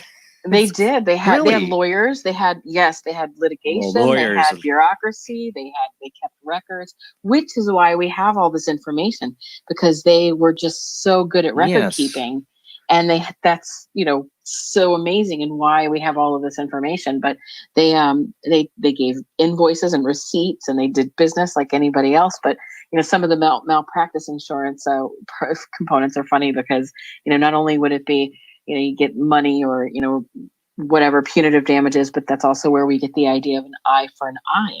Because if you were an optometrist or you were doing surgery on someone's eye and then you were a doctor, you'd lose your eye. That was what you'd have to do. Oh, man. So high pressure jobs, but that was the thing before that. Now imagine, they even had foods of all sorts. They invented cheese making, which you wouldn't think of. That seems very European. It seems like, French cheese and this sort of thing. No, they had dairy, and they cultivated many different types of cheeses and many different desserts and breads and every kind of food you could imagine they had. I have a comprehensive list in the book of all the foods they ate. It was a great variety of them. Well, you say like the Anunnaki, for instance, they first start out, the fishermen Anunnaki weren't eating anything. Maybe they were something not biological, I don't know. But later on, it sounds like the Anunnaki discovered, oh, what is this meat? We like this meat, and they like this cakes, and the Anunnaki really liked a lot of these things. Now, maybe they were just people with the Lord title that just were gluttonous, but it almost sounds like these are like aliens that are discovering, ooh, what is this? Well, what's interesting is that it does clearly say that when they came, they were not eating meat, but that all of the people around them were not eating meat, that they were eating mostly grains or plant material, this sort of thing. And that no matter how much the Anunnaki ate, they couldn't get satisfied. And so they ended up having to eat meat. And that was one of the ways that the people around them would worship them. And worship is an important word in this context, because it literally meant to work for in Hebrew. And that's so, when we think worship now, it's easy to just conjure an image of somebody kneeling or singing a song or doing something to show reverence. But worship literally meant to work for. And so one of the ways that it was supposed to be that you'd worship the Anunnaki god is that you'd work for them by bringing them a burnt offering, and that burnt offering would be, an animal that would go on a barbecue, and they would eat that. But that was done by the lesser people, taking those animals and putting them on a pyre and cooking that up, and it got very specific in the case where some of these Anunnaki would be very angry if you brought them, say, goat, when they would prefer some sort of beef, and they didn't like their food boiled. They wanted it roasted, or they got very specific on how it was you were supposed to bring them the offering, which is interesting because if you consider then how, later religion would develop into this notion of burnt offering. Mm-hmm. Yeah. That's where that all stemmed from. But it was quite literally as a food source. And then they couldn't get enough of the meat, and that's all they ate. And they had the people around them working day in and day out to provide them with all of these different foods, while the regular people ate, more vegetation than meat, because they had to conserve the meat to give as an offering to the Anunnaki. See, what makes me wonder about that is, scholars might think, oh, well, they're just giving out, people picture just putting out a burnt offering and it just lays there and it's Right. the offering, but to waste that much on something that's not physically there and eating it seems improbable. And I think somebody was eating it. They were giving food to an actual people that are eating it. When you survive, like, okay, God, I'm sorry, I need to eat this goat. Like, what I'm saying? Like, this had to be something real and physical for them to, be taking these offerings. Absolutely. And that it's pretty well indicated in the text that this is what they were doing. And so, you mentioned before about them being very human or, coming from afar or something after a flood. And that's something that I think is pretty dead on. I think based on the evidence that I looked at, it's easy to consider the Anunnaki, the Anunnaki that were the ones that showed up in Mesopotamia. I believe that they were a group of advanced living beings who settled in the region about in 8200 BCE. And with them, they brought these high technologies and different things to what at the time would have been late Paleolithic hunter-gatherer groups that had already had an established culture. There's pottery and different things there from the cultures that came before the Sumerians. There's the Natufians and a couple others that sometimes people show their art as being like reptilian in nature and this sort of thing. But there was a precedence for pottery and people living and but as you had mentioned before, they weren't considered a full civilization, right? And so the earliest civilization would be the Sumerians. And I know some people will say, yeah, but what about Göbekli Tepe? I mean, because that's so much older. What about the people there? But there really still hasn't been evidence to suggest that they had all of the hallmarks of what is considered a high civilization. And so that's an important thing to distinguish. While there's many different groups who had, language and culture and whatever, they didn't have a civilization like Sumer saw. And they did that in a blink of an eye in about 200 years. Yeah, that's what's so crazy. That's, I think, the second Sumerian problem. Right. How quickly they came, as together, these nomadic tribes, and I mean, created this whole system, lawyers and medical doctors and universities and, writing, all look what we've accomplished in 200 years here in America. But, back 6,000 years ago, to have that quick of a jump, it makes you wonder if they were already starting out with something, that this was a civilization that was advanced. During my news segment, I got too late in the news segment to read the whole article, but there's this article or this study out there about civilizations out in space. What are the chances of us finding any of these civilizations if all civilizations, if they get too advanced, are doomed themselves, basically? It's a kind of a pessimistic outlook. Maybe that's why I like this article, because I am kind of a pessimist. But the wonder is that, are all civilizations doomed once they reach a certain point? They destroy themselves. And life on Earth, 400 million years? I mean, a lot could have happened before Sumerian culture. I mean, that's where you wonder. I mean, I'm sure I mentioned this when you were on last time. Is there was a show on History Channel, Life After People. I don't know if you're familiar. That's a great one. Yeah, oh, I love that. But to me, that just shows how possible it is that there could have been a civilization just like ours, advanced cars, all the technology we have, and we wouldn't know it. They'd be gone, dust. And you aren't the only one wondering that. Researchers at NASA had not too long ago questioned the possibility of there being an undetectable ancient industrial civilization. They actually put out a paper. Cornell did. It was called the Silurian Hypothesis. Oh, from Dr. Who. Yes, from Dr. Who. And they wanted to know if it'd be possible to detect an industrial civilization in the geological record. And so it was a group effort with scientists at NASA's Goddard Institute for Space Studies and the University of Rochester. And they wanted to know if humans were the only advanced civilization to have existed on our planet. And so because the fossil record doesn't go back further than 2.6 million years. Right. The idea is that we wouldn't actually be able to detect any kind of ancient civilization like that. So at least anything earlier than 2.6 million years ago, because as you said, it would already kind of gone to dust. Like, Yeah.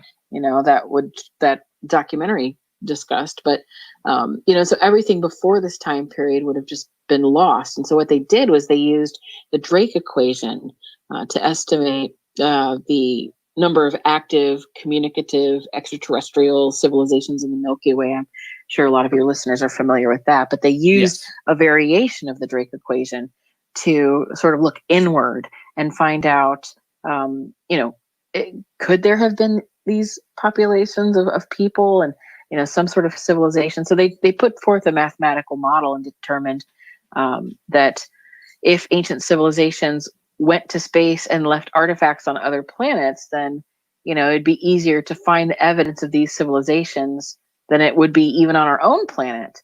And that's because of erosion and tectonic activity that would erase, that sort of evidence. But it's kind of interesting that they were looking into that, and they're looking into it to understand, something that I've been researching for another book coming, which is how would they know if they went on another planet, if there had ever been life there before, after so long, and there's no fossil record, is there any other way they could find out? And so, they're working on those types of models, and they're starting with looking here, and maybe there has been a technologically advanced, extremely ancient civilization that existed on Earth or even other celestial bodies. Well, so the moon. It's interesting. The moon. Yeah. I'm a big. Everybody hears me talk about I believe the moon is actually a Death Star up there. It could be an alien egg. I don't know. That's another Doctor Who reference. But there could be the evidence could be right there on the moon. If there was an advanced technology, they might have gone to the moon millions of years ago, and that evidence could still be preserved there.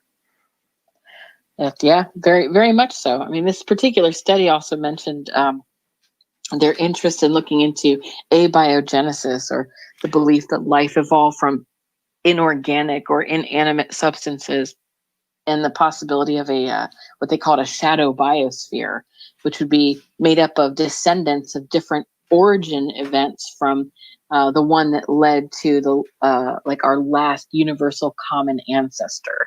And so it's just kind of cool to see that they're, especially NASA, which is, if they're looking at it, well, you can imagine that there's other organizations that are looking at something even, more covert than just NASA. Well, the other topics you get into the book too is like talking about panspermia, which was something that was kind of thought as silly for a long time. But more scientists are finding more replicable, and it's being, I think, more fleshed out over the years what that could mean. And I think they're finding evidence of the possibility of panspermia, or the idea of it, that we could have been seeded from comets or asteroids that hit the Earth. But also the idea that we could have been seeded on purpose. Yeah. I mean, there's a panspermia, which, is what you mentioned. And then there's the idea of directed panspermia, meaning that there was an intelligence into that. And so, there was another paper that was published called Cause of the Cambrian Explosion, Terrestrial or Cosmic, and it presented a lot of evidence for panspermia, since the 1970s. And, it was sort of mocked, but later it started to really, show that it wasn't all that far off in a lot of different ways. One of the people who you mentioned in the book that kind of like got behind it a little bit. I don't know if it was at panspermia at the time, but is one of the founders of the genetic code, or of DNA. Yeah. Thought that it had been that that DNA is too complex, human DNA, to just formed on its own. Yeah, and that's something that they were talking about even as well. Last couple of years, they were talking about retroviruses, a special category of RNA viruses that require a very specific type of transcription of a single-stranded RNA genome to a double-stranded DNA intermediate. And basically, it's a really interesting process that researchers have been utilizing for gene transfer, and like you mentioned, CRISPR and these sorts of Yeah. technologies. But as a result of sort of looking at it from a DNA perspective, it started to make elements and arguments from, earlier arguments about panspermia sound not so far-fetched, and in fact, possibly right on the money. And so that's exciting new information. Did you ever see Prometheus? Yes, Ridley I Scott's. did. That's exactly where my Yeah. mind goes with. I love that movie. I know some of the Alien Yeah. Ridley Scott fans weren't fans of it, but I loved it because I did too. It totally to me felt like, yeah, Ridley Scott's been reading into this. You know, That's what he it felt gets like to me as well. I wish they would have gone more into that. Me Then, of course, it too. would have been an action movie, but Yes, me I too. wanted Like more of that. Like I don't care about any of this. I mean, I want to get more into the what do they call them? The Engineers. The engineers. Yeah, The I wanted more on the engineers, yeah. engineers. And then the sequel was like, Uh-huh. oh, we're gonna go back to the alien thing. I'm like, oh, I didn't even wanted see more. the sequel for You that don't. very reason. Yeah. I was looking forward to it Yeah. because I wanted more of an explanation of the engineers and that Me sort of thing. too. And I heard that it didn't. It hit didn't. on that, Don't so. waste your time. Don't waste your time. It just became an I won't. alien horror. And I love Alien. Like, Aliens, like you'll hear it during one of my commercial breaks. I love Alien and the Xenomorph and all that. But with that series, I thought Ridley Scott was really nailing it with Prometheus. Like this whole idea. I'm like, you don't have to tie it into the alien thing. I want to know about the engineers. I want to know about, it's only thing I would say to go watch that movie, Heather, is that they do go back to the planet of the engineers. Or at least like one of their colonies, I would think, not maybe their planet. There's some interesting takes there. It might be worth a watch just for that part of Michael Fassbender's story there. His, as the android. You might want to watch that. That part is kind of cool, but yeah, it's all about the alien xenomorph thing. But yeah, but Still sounds like fun. It does. Yeah. But that's the thing, was this directed? Now, the question comes with the Sumerians and Anunnaki always comes up and definitely promoted by a lot of people on the ancient theorists is that they might have genetically made us. What do you see in the translations and that kind of points to the idea that they created us? Well, I think something interesting is in the text, it specifically references the people that the Anunnaki encountered in Mesopotamia as being black-headed people. I thought that was interesting. Yeah. And so I thought that was interesting because if you didn't have black hair, why would you? Right. Exactly. Think of calling someone else a black-headed person. So definitely, they must have looked different. And so that's something notable. At the same time, they referenced the people as not just the black-headed people, but they called them the Adama. And that meant the red people in Hebrew. Now, what that usually gets translated in, maybe Jewish text or belief systems, or even, early Christianity and sometimes Islam, the idea of man being created by red clay. Right. And that God molded a man out of clay. And that's why it's Adama. But, I found that there could have been a different explanation for that was, similar but different. But with the idea of the Adama in that same region, it also translates to ground or uncultivated plain. But again, with that whole idea of the red soil of the uncultivated plain.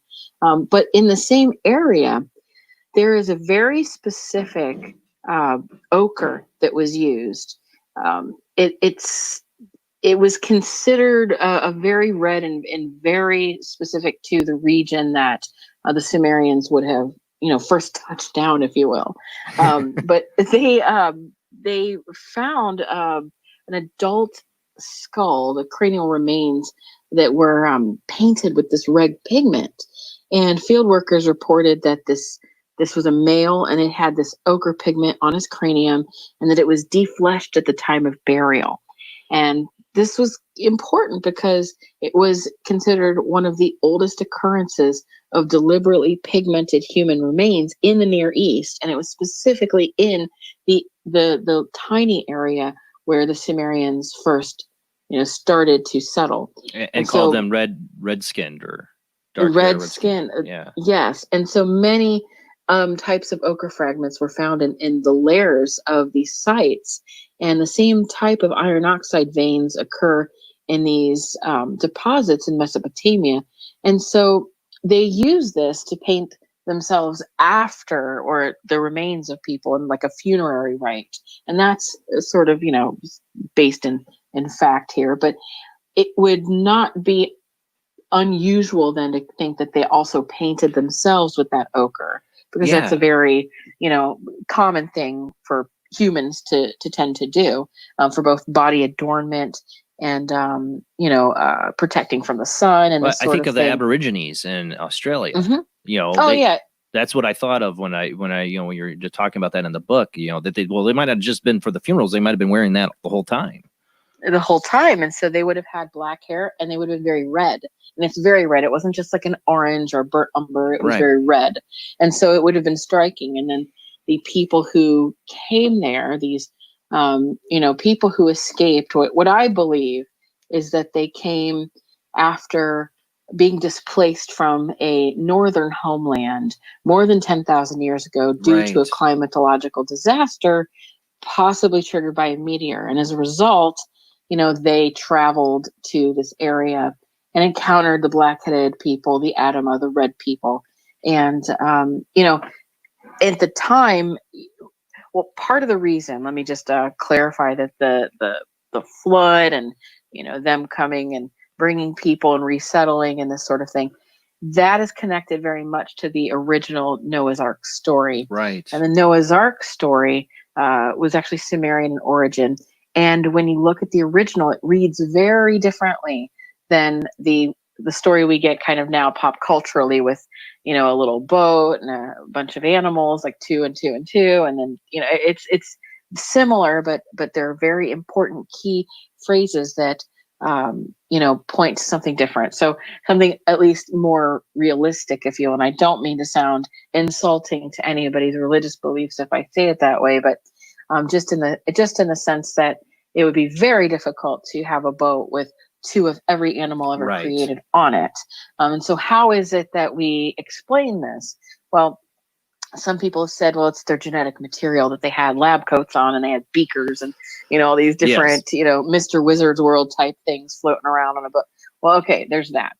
But if you look at the texts themselves, they specifically say that the Noah person, he brought with him the scientist of the day, one of each of the most important thinkers. So one that was involved in agriculture, one that was involved in mathematics. And the reason that they knew of the flood to begin with was because they were very well versed in meteorology and astronomy, and they saw it coming, that they knew.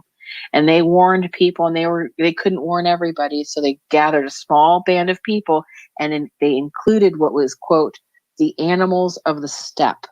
And the animals of the steppe would have been the animals that they would have taken with them for sustenance and supplies. And so anything that they could carry, it said, they went. And so what we get here is this notion that they needed to make a breakaway civilization, that they went nomadic. They got as much as they could together, brought the animals that they could from the steppe. They brought the domesticated animals, and they looped them up and started going, and they traveled south to get away from the flood that was inevitably happening. And as a result, then too, these displaced scholars would go on and completely change the lives of the Mesopotamian hunter-gatherer people, and they assumed leadership positions from whom subsequent leaders claimed lineage in order to maintain legitimacy through this Sumerian kings list and this sort of thing. And so they carried with them arts and sciences, and then they also brought with them what would be considered occult traditions of what would later become the mystery schools. And part of this mystery practice included what they believed was the ability to contact off-world entities they called non-human sages. See, what my mind goes is this: is that that we get an advanced civilization that looked at things differently than we do. Yes, could have been more spiritual, could have been more accepting of the idea of a universal consciousness. You talk about Carl Jung and archetypes, and I'm a big believer in universal consciousness, that these things can be channeled.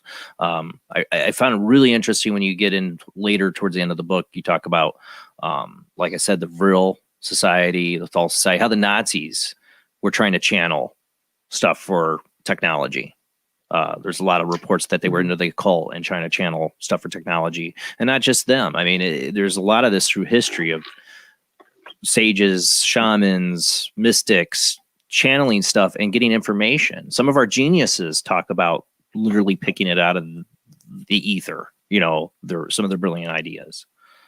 Absolutely, and that's something that it really came up more and more that I looked at the most ancient of the Anunnaki stories, some that were basically written down from oral tradition.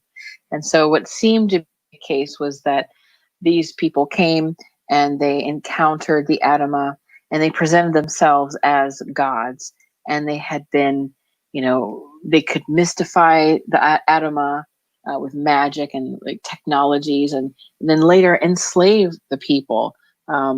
Just like Sitchin kind of alluded to, or said that they enslaved people, but it's my belief based on the text that they enslaved the people to work primarily in agriculture or the Garden of Eden.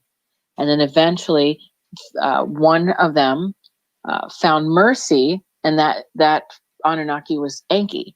Yeah. And this is often expressed as the work of one individual known as in mythology, the bringer of fire or knowledge. Prometheus. The Sumerians, exactly. And so to the Sumerians, it was Enki, Prometheus to the Greeks, Lucifer to the Gnostics, Loki to the Nordics. We have these figures all over the serpent place, in the garden, Absolutely. And exactly. And so Enki is associated with that. And that's why you'll see a lot of, people speculate on the connection between Lucifer and Enki and this sort of thing. But Enki in the story did indeed break with his people, and understanding that knowledge is power, he rebelled and taught the Adama sacred arts. And so much so that in the university system that they had set up, they taught everybody a basic education because they needed everybody to be literate so that they could work, because their industry was very much dependent on writing and record keeping. They were very administrative in nature. But then so most of the work you did was just writing and copying text over and over again. But when you got further along, you'd have more advanced things. You'd look at the text differently, read it differently. It would, reveal different information to you and so on. But once you got all the way up through the different degrees and you got the highest education you could, you were presented with the opportunity to go into a room and open up a container like the Ark of the Covenant, and in it would be 2 tablets. And those tablets would hold what they called the sacred secrets of Enki. And those secrets were, they don't exactly say everything. Well, it wouldn't be a secret if they did. It wouldn't be, but there's some reason to believe it had more to do with language and writing and this sort of thing. So it's hard to say, but the idea of Enki being associated with this great knowledge is, was very well established. But, as a result, of teaching people these sacred arts that he later became known for as the fire giver and, this sort of thing, this civilization was expanding and growing. And after breaking with his own people and giving this forbidden information, he started to, he got rejected from the others, and he started to assimilate and be absorbed into the local culture, as did many others. And they started marrying. And now it starts to come about into a more familiar story of what people have known as the Nephilim. Right. And so they started to marry. Their offspring were literally demonized. And over time, the story of how humanity was brought out of the wild and organized into civilization would take on this sort of status. And so rather than consider that the Anunnaki created man, as in there was no man before, and as a worker concept. Yeah, exactly. Rather than that, I would propose that the idea of making a man was that they civilized and also, genetically altered, but through traditional breeding mechanisms. Just because there were only so many of the Anunnaki, and there were many more of the, black-headed people, and it was there's a lot of stories about the romances between the two, and then of course the giant offspring that happened as a result that everybody hated, the Nephilim. It's not too far off from Sitchin though, because I don't, in the way Sitchin makes it sounds like is that man was Cro-Magnon man, or he was this pre-man that they turned into Adama or turned into a man through genetics. So it's similar in that sense. It is. It is similar in that sense. It's just, some of the detail of how did they go about that, and that's something that you see in a lot of those, the authors that we both enjoy with the, that came from a different period, like maybe their books were published in the 70s or 60s. That a lot of what was going on then was this, great technology, 2001: A Space Odyssey, this sort of thing. So a lot of the mindset was looking more toward rocket technology and this. And so I think a lot of that, it plays into some of the depictions and the interpretations that people had at the time. And so, now I don't think it stands the test of time. I don't believe that if say, for instance, the Anunnaki were from another place, so they were extraterrestrial in origin, I don't believe that they would need a rocket, so to speak, to get here. I think they would have a much more advanced way of getting here. At least I would like to think. I mean, perhaps they're not. Maybe they're not that advanced. Maybe they're aliens and they just got off the ground and they're riding around like a Sputnik. I don't know. Well, you do see this, like they talk about there's the hieroglyphs that look like helicopters, and there's other, things that do look like modern technology. You think, well, there was aliens, they wouldn't have helicopters, but maybe it is some kind of, we, like I said, a civilization that got as far as we did. 2020 here, and then crumbled, because that's my fear. Are we repeating some ancient history we never even know about, Well, some people have brought up too the possibility that they are in fact us, but time traveling.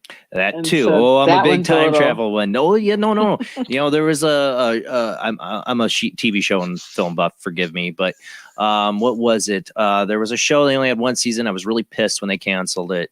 Oh God, now I can't think of it. But they went back to a parallel dimension that was like 68 million years ago or something like that.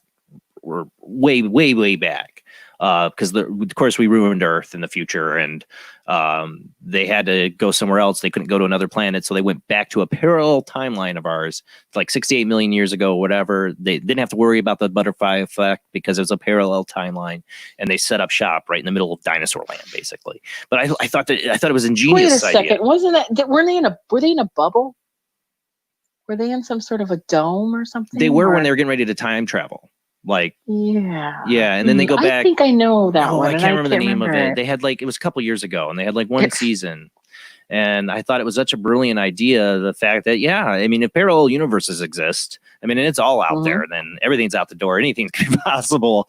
We could, we talk about that with the aliens. Are they time travelers? Because they say, well, if there's time travelers, why don't we see them? Well, we might be. There might be UFOs and aliens we're seeing up in the sky. Who knows?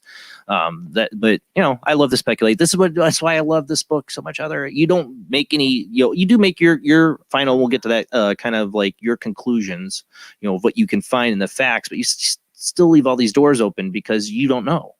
We don't know. I don't trust people who say they know. Right. Because how do you know? Right. How do you know? How can you honestly know? You may lean towards something, but and if you lean towards it so much, but then you're going to make that claim that, well, because I lean towards it, like maybe 80% of me believes it, then I'm going to stand on that and never open the door to any other thought. I think that's foolish. You box yourself in. Yeah. You box yourself Absolutely. in. Be open to other ideas, and make synthesis out of your idea and someone else's idea, and let's see where it goes. That's kind of where my thinking is. That's why I call the show Paranormal Soup. It's a soup of all these different weird paranormal weird things, and it's all a big soup that we can't figure out. But maybe we will. I don't know, but I feel like it's all connected. I'll bring up another sci-fi thing here. Did you ever see Battlestar Galactica, the revamp, the remake? No, not the remake. Well, the remake, you should watch it. I hate to give away the ending here, but it's so important to everything you're talking about. Oh, should I? Because you might watch it. Oh, do it. No, I'll watch it, but it won't ruin it. I hope it doesn't ruin it, because it's one of the most brilliant science fiction shows ever written, and it's a revamp. It's better than the original, which is rare to say on anything like that.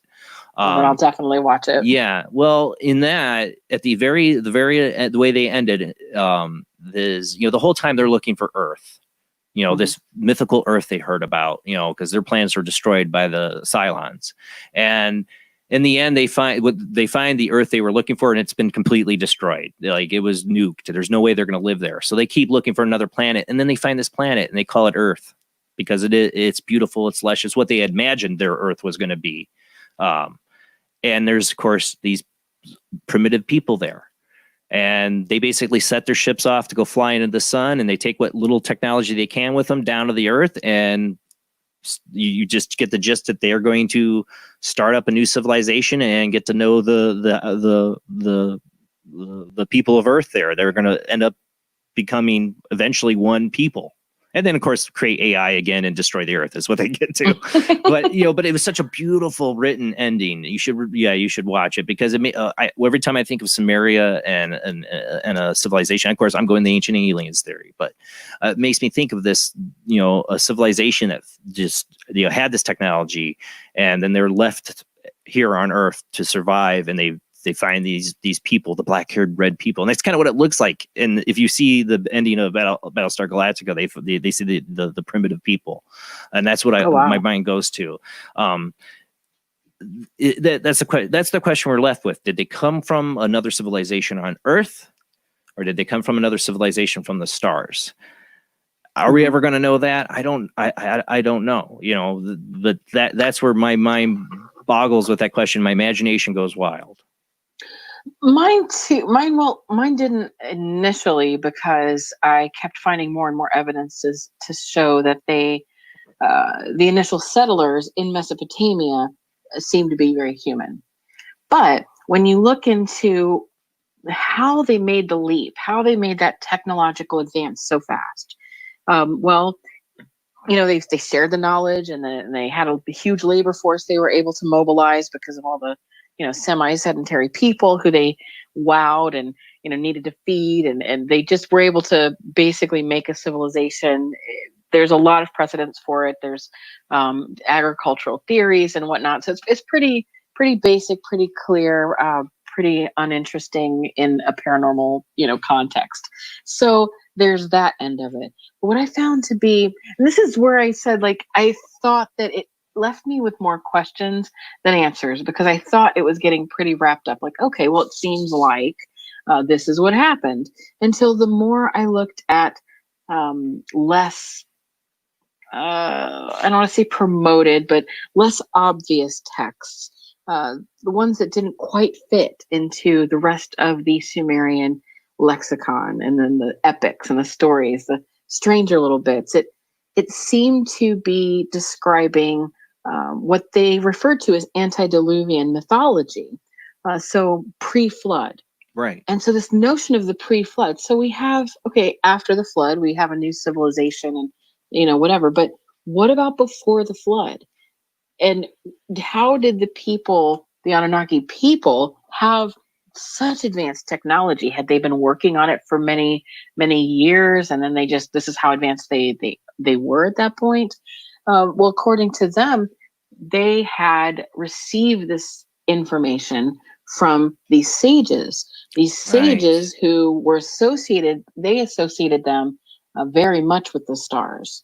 So when Sitchin and others say that the Sumerian people, had this fascination with the stars, and they associated their Anunnaki gods with celestialized beings, that's true, but not anywhere near like the original material that the Anunnaki human type beings credited with these, what they referred to as other dimensional beings. They didn't necessarily say other planets, but they associated them with the seven sages were associated with the Pleiadian star system. And that's very well established and put down on tablet form and in their cuneiform text, that they claim that their messages, their information came to them from the Pleiadian star system. And this is where it gets a little weird.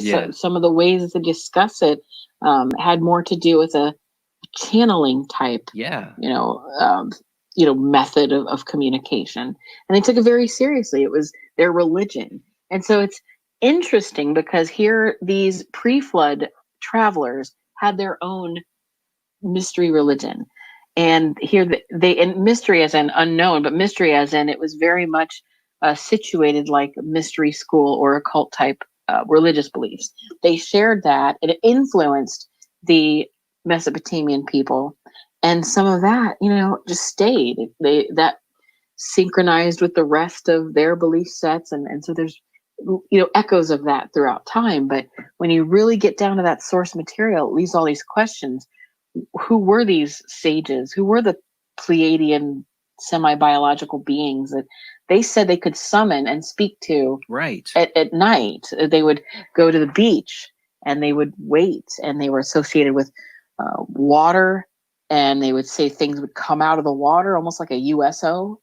They had all these claims. And so this is where I need to go deeper into my own research, because by this point of finding it out, I was pretty much done with the book, and I had answered in my mind, some of the basic questions, but now I opened it up to this whole.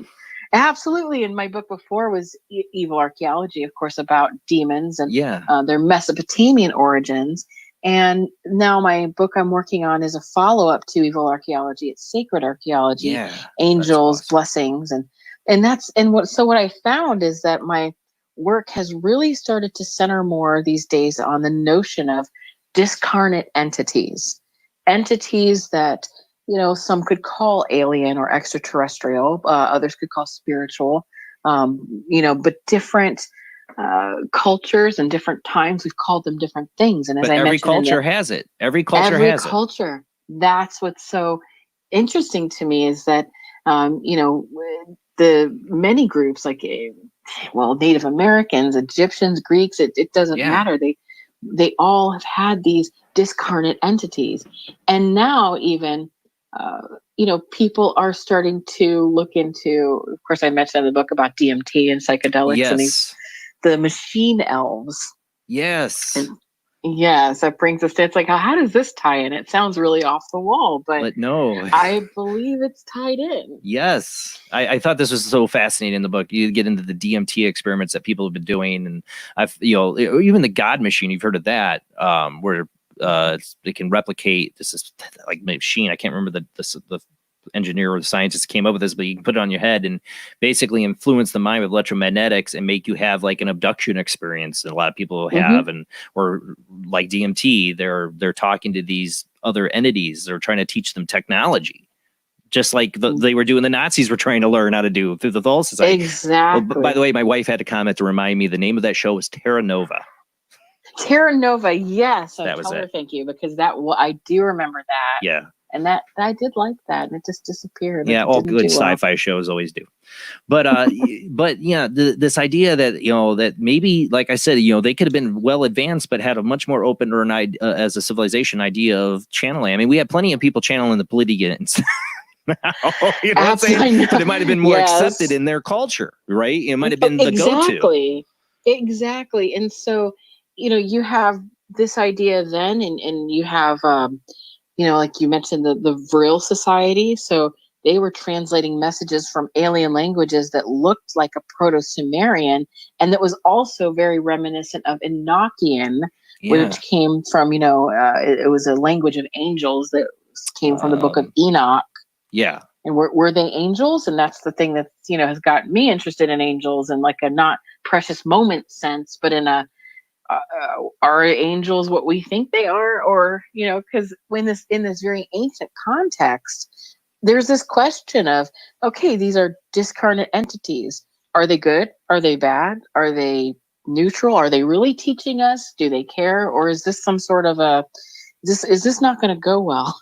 And that's something that I've noticed happening throughout a lot of the cultures that have adopted this method of meditation and trying to summon sometimes channel or be possessed. Exactly. And they do succumb, and they get the technology. But then what ends up happening is that over time, the beings, instead of being benevolent and just wanting to share, they start wanting something in return. Mhm. Usually what they want in return is a blood sacrifice. Yeah. It starts out good when they start giving technology, and then they're like, okay, now time to sacrifice your first born or something, you know. Exactly. Then it Right, goes right, bad. exactly. Oh, that's Mhm. why you wanted all the, you know, that's why you gave me all the free stuff. Thanks. Exactly. But you know, And so I was sorry, go ahead. I was fascinated then with people's accounts of when they have taken the DMT and this sort of thing. When Yeah. they see these beings and what they claim, a lot of them have the shared experience that the beings want to share information with them and share technology or show them things, but that they're also tricksters. And Right. that is the trickster archetype, is a really kind of important one that's Through often all cultures. associated through all cultures again. And it's Yep. often associated with demons or devils or Satan, that sort of thing. And which is also then associated with those Promethean figures, the fallen angel, Lucifer, and then again, King Solomon, you know, controlling demons and building a temple and having all this ability through the demons, you know. Yeah. It's through all, I mean, I see it throughout all different kinds of cultures, history, religions, that we are being influenced by something incarnate. And man, well, we got to have you on when this book. I want that book when it comes out.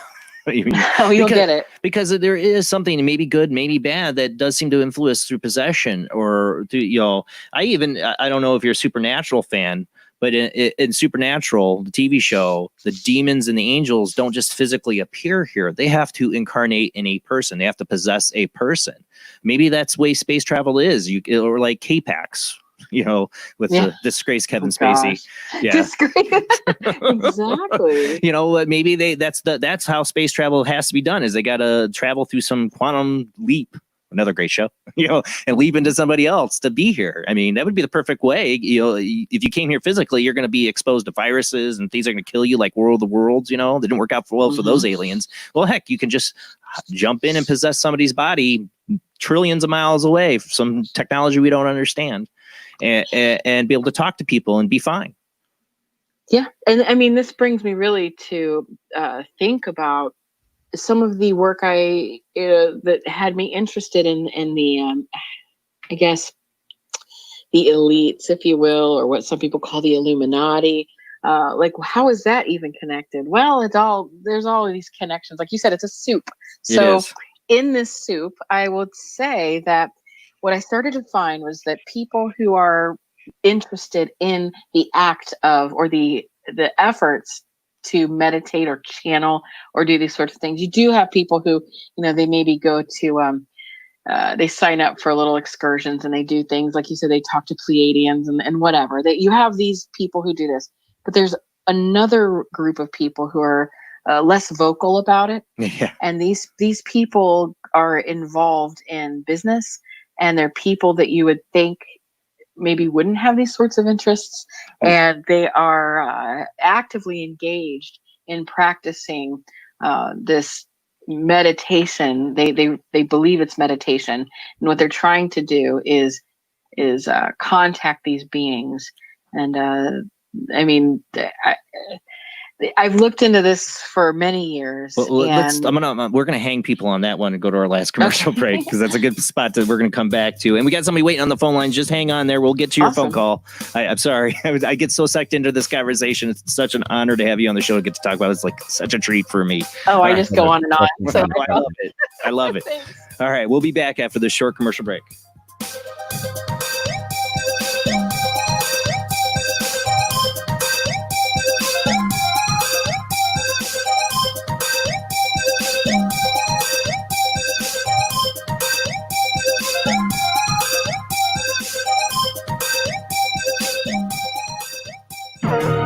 Intercepted a transmission of unknown origin. Transmission? Out here?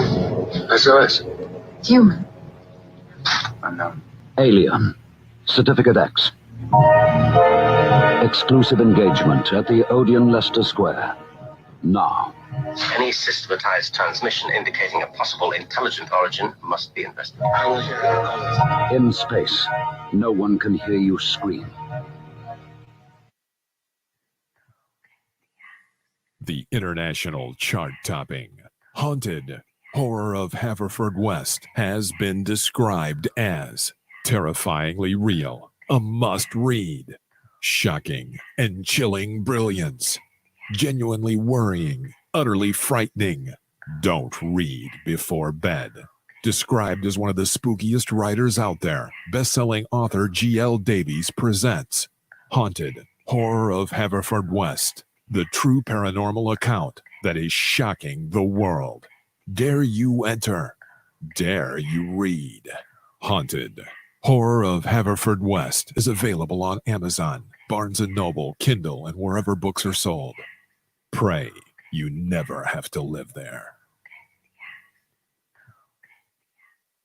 Phantasm, the film that puts the fun in funeral. And as for a fiendish story, it does have a burial plot. Come prepared to scream, because if this one doesn't scare you, you're already dead. Phantasm from Avco Embassy Pictures. Rated R, under 17, not admitted without parenting. Join us every Wednesday night at midnight Eastern Standard Time for Weird Wednesday, the live stream, with your hosts Jamie, the Living Dead Girl, and Rob, the Phantom, where we'll talk about all things paranormal, including zodiac, astrology, tarot card and oracle card readings, live ghost boxing and spirit communication, where we'll do voices from beyond the cold case files. So we hope you join us live on Facebook and YouTube every Wednesday night at midnight Eastern Standard Time. We hope to see you there. Bye-bye.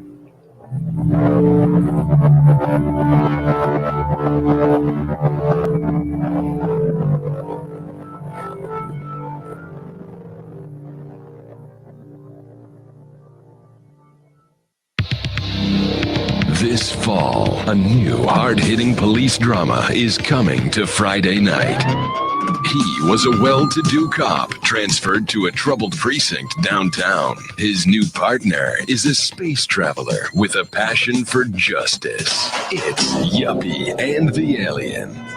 Look, you might vaporize dissidents in Alpha Centauri, but in this precinct, we do it by the book. I'm so terribly sorry, Captain. Goog, I'm sorry. Don't miss this one-of-a-kind police drama. They're fighting crime the hard way, in designer clothes, with $250,000 sports car and a UFO.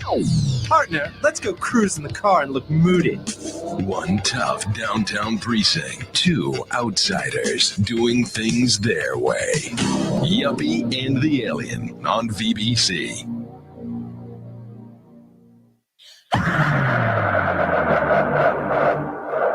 If you are interested in discovering the truth about the paranormal and want to hear from leading researchers in the field, join Justin Brown on his 3 weekly shows named My Paranormal Soapbox, Necromancer Live Show, and the Supernatural Symposium, live on Facebook, YouTube, and InterfaceDiff.net.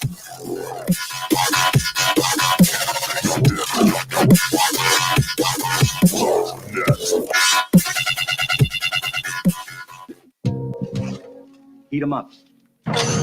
Intercepted the transmission of Do, re, be gone.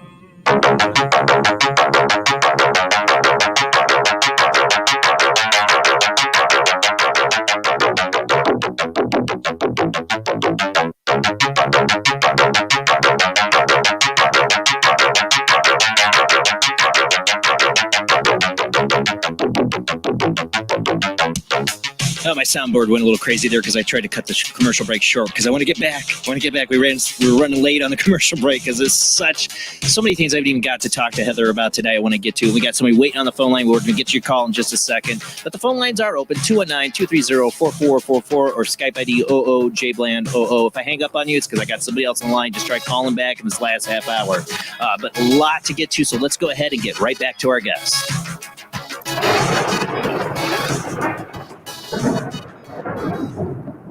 See, Heather, I don't usually cut a commercial break early, and that's what I get. But I was like, I'm cutting it. I got to get back to this conversation. It's just too good. We're running out of time. Okay. But I don't want to run out of time for this person's wait on the phone line. So let's go ahead and get to them. We got 860 area code. Who do we got? Hi, Jason. This is Ariana. Hey, Azariana. Thanks How for are you calling tonight? in. Doing good. Doing good. Hi. Great guest tonight. Yes. I had a question for her. If in ancient civilizations we were connected with like the Palladians and the Lemurians and Atlantis and Anunnaki, I can't say it right, and Anastasia and all those other things. When did we lose connection, and will we ever get that back? Oh, that's a really great question, because I don't think that we've completely lost the connection. I think that having the connection, I think, has been taken from us. And that sounds a little accusatory and maybe harsh, but I think looking at the mythology and looking at the structure and looking at how these Sumerians built a model of a civilization that was based in just bureaucracy and rule and administration and a hierarchical structure of people at the top and then a base of people at the bottom that usually were exploited for labor and this sort of thing. I mean, it sounds very, very similar to what we encounter today. Well, the Sumerians kind of invented that, if you will. At least they perfected it in a way that we would recognize as a modern system.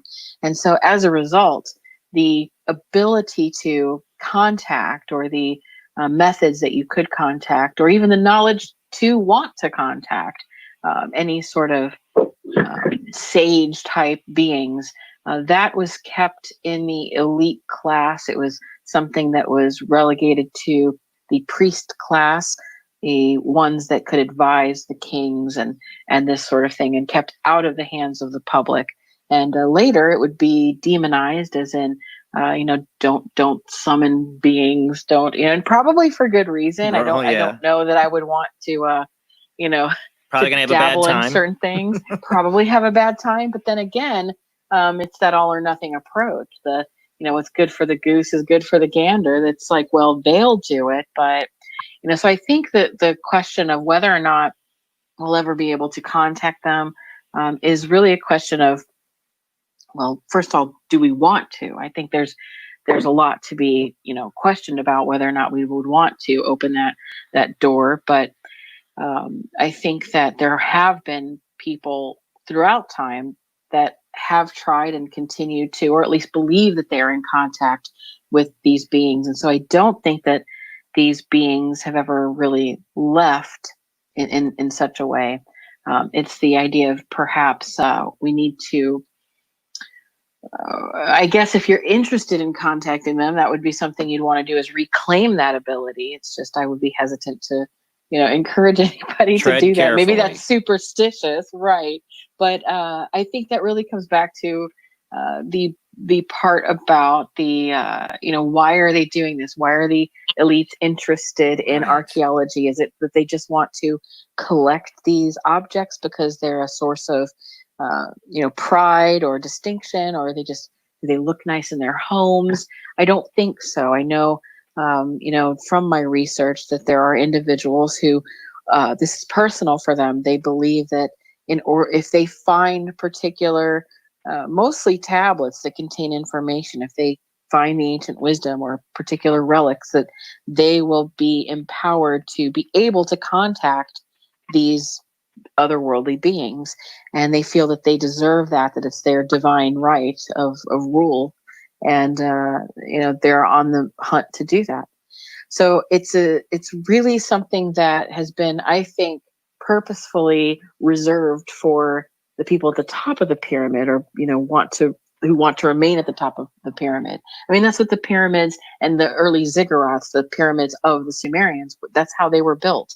They were built in such a way that the tops of them would be where the priest would be, and they had access to see over, like the all-seeing eye. They would look over the land and monitor the situation going, on the ground. But they also had a view of the sky, so that they could see what was going on in the heavens, but that they would be closest to that, and they would have to act as the intermediary between what would happen in the heavens and the people down below. They wouldn't even have access to that information.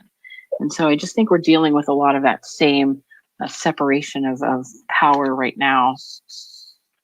Well, yeah. I don't think they've left. I don't think that, people have asked, where did they go? Did they ever leave? And, I think that they've maybe just been hidden, and maybe purposefully, maybe not. But I think that they're still being contacted. That's my personal belief. Do you think, my other question would be, what do you think that they will intercede so we don't repeat history, whether we wiped ourselves out? Can we advance from it? Can they give us lessons from this? I think that I think it's easy to want to think that there's the, benevolent beings that will come in and save us and this sort of thing. I'm more fearful that they don't have our best interest at heart. But at the same time, I think that a lot of the information and a lot of the text have indicated that there is a battle going on.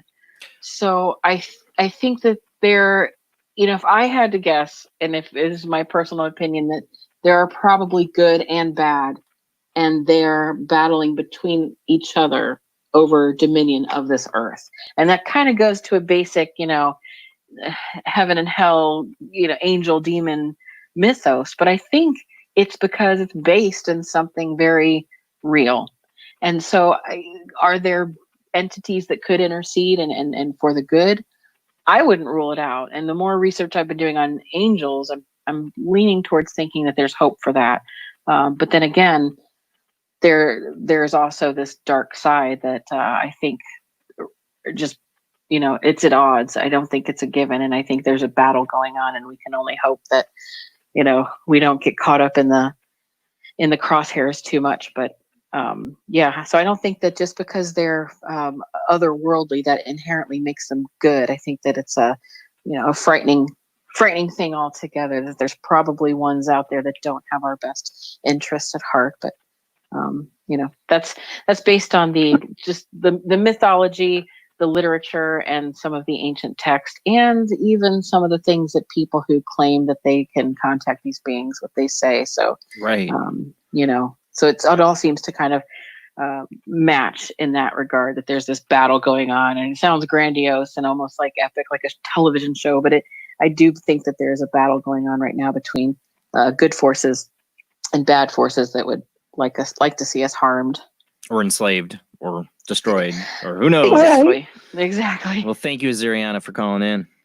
Okay, thank you. Everybody have a good night. Thank you.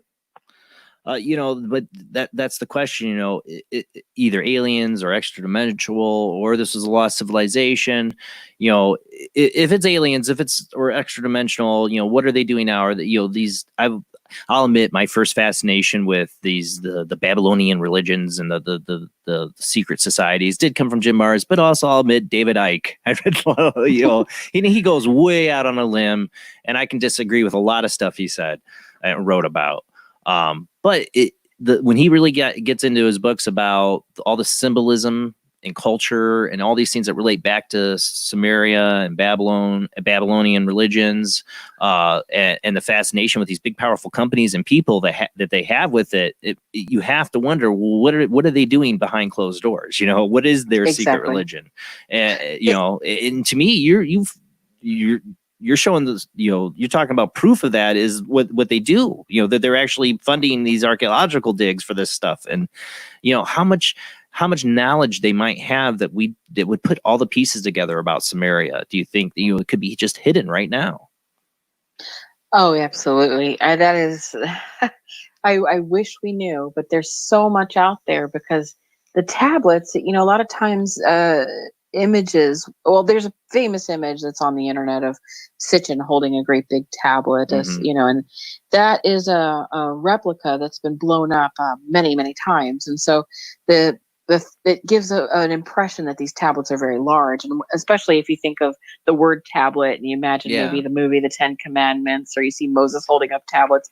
But in this context, the Sumerian tablets are very small. They could fit in your hand. And so if you imagine, thousands of those have been found, thousands, bags of them, bags of 5,000 in one hand. I mean, there's so much out there that a lot of it just hasn't been translated because it's just sitting. There's not enough people, there's not enough manpower, and there's not enough funding for it because there's not a great interest in it otherwise. That's ridiculous to me. That's so ridiculous to me that there's not a great interest in it, because we're talking about the beginnings of our origins, our human civilization. You know, you think there'd be more of a push. I mean, they had plenty of it with Egyptology. They had plenty of funding for that back in the day. I wish that kind of funding would be put into learning about Sumeria. Well, why they can't scan them into a database or something, like a fingerprint. Yeah, well, they are trying to do some of that, but for whatever reason, they just don't. They don't seem to prioritize it, and yeah, and I don't know if that's because they. I mean, I would think that it's because they just don't have the funds. They don't have the whatever, but. I also think that if they did, it would be mostly administrative records and receipts and, who sold what grain to what. Not all the most of the tablets aren't about the Anunnaki or these great, that they're written records.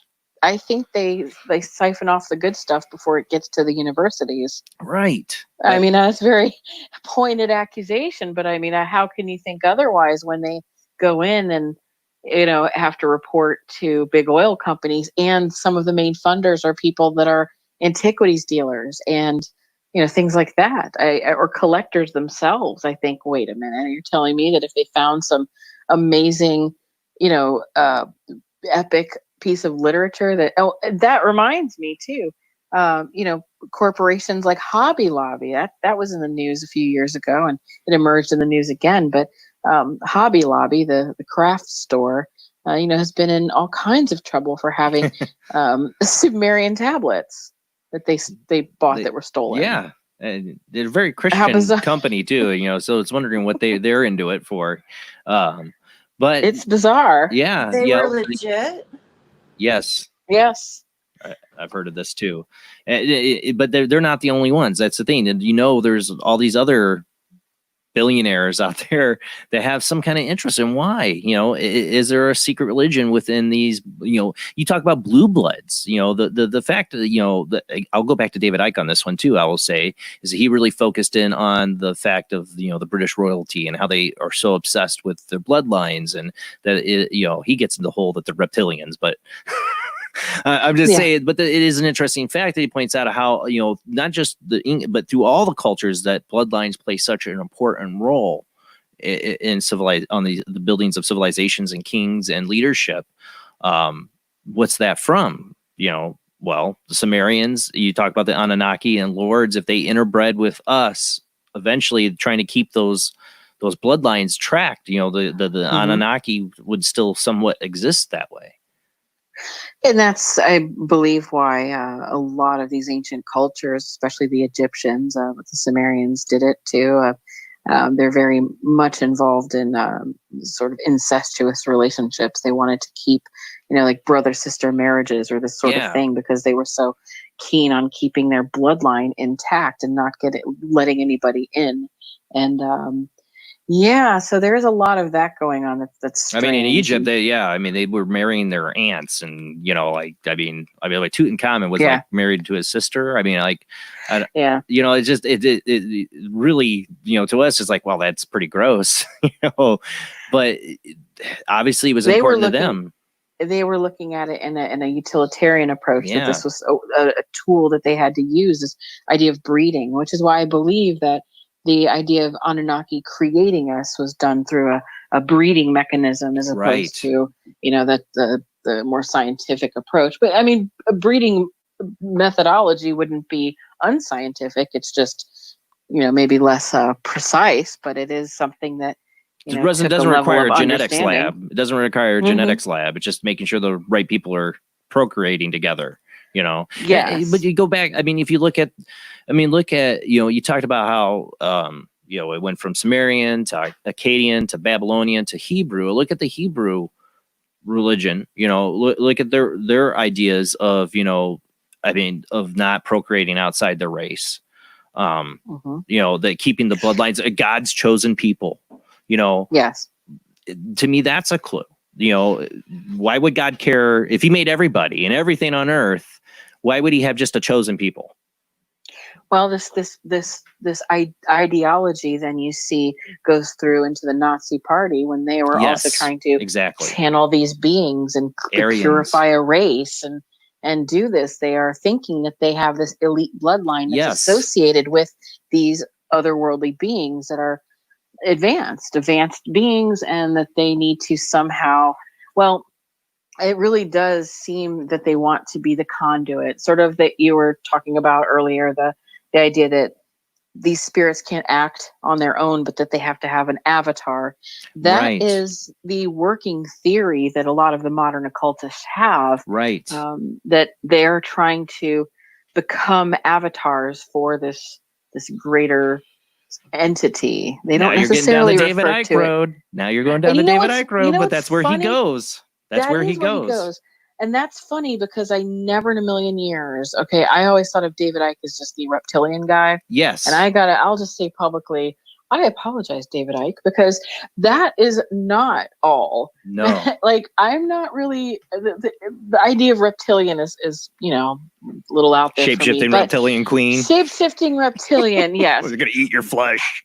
However, I think the maybe in sentiment, maybe in metaphor, that could work, but the rest of his ideas, the rest of the associations he's made with the occult practices, and those are dead on, because I found those, and this is a terribly biased thing to say, but I am human, so what I'm saying is I will look into something and say, wow, oh my gosh, I'm finding this, just like I did with Von Daniken, and then I read theirs and it matches mine, and I think, wait a minute, this is matching what I already found. Then I'm more open to hearing them out, because they're onto something if I found it on my own without having to go down a reptilian road, so to speak, or whatever. So that to me is, I guess, the approach or the pattern or the way that I've approached the book Anunnaki Connection is, I've tried to look at this independently, and what I've been amazed by are all of the different ways in which alternative theories intersect. Yeah, and that's what I think. And when you find that's special. That's when it's like, wait a minute, if I found something like that, David Icke did, and so did Von Daniken, and then also maybe the professor down the hall. What is that about? How much more different can you be? And if we're still coming to these particular, conclusions here or there, that to me is an important thing. So that's what I try to seek out. Well, to me, that's why we have to have you. We have to have David Icke, even if people have to be allowed to get things wrong to get to get to the truth. We have to take chances and risks. David Icke put himself out there a long time ago on this stuff, and and he makes his, everybody can't help but be influenced by their own perceptions. And what they their own. It's not scientific what David Icke is doing, but he's allowed his mind to go to so many of these different places that he's opening doorways and asking the questions that we should be asking about our history. You don't have to agree with everything David Icke believes in to at least appreciate the amount of information this man's put out there that points to questions we should be asking. Absolutely. Especially about our elite people controlling this world right now. They do some really funny, weird things that they should explain, just saying. Yeah. I mean, like Bohemian Grove and worshiping Moloch, like what's that all about? I'm just a little curious. What's what with the big owl and the human effigy burn and Walter or who was it? I can't remember the Walter. Yeah, you're right. It was Walter Cronkite doing the voiceover. I mean, I'm just saying, this is what our elite people are doing in their spare time. That's why I got interested in this stuff. I don't buy everything David Icke says. I don't. But I read his books. I read a lot of his books because I felt like there's a lot of information here, and he is pointing out stuff that is true. It is facts that these people are into this kind of stuff. And what is that about?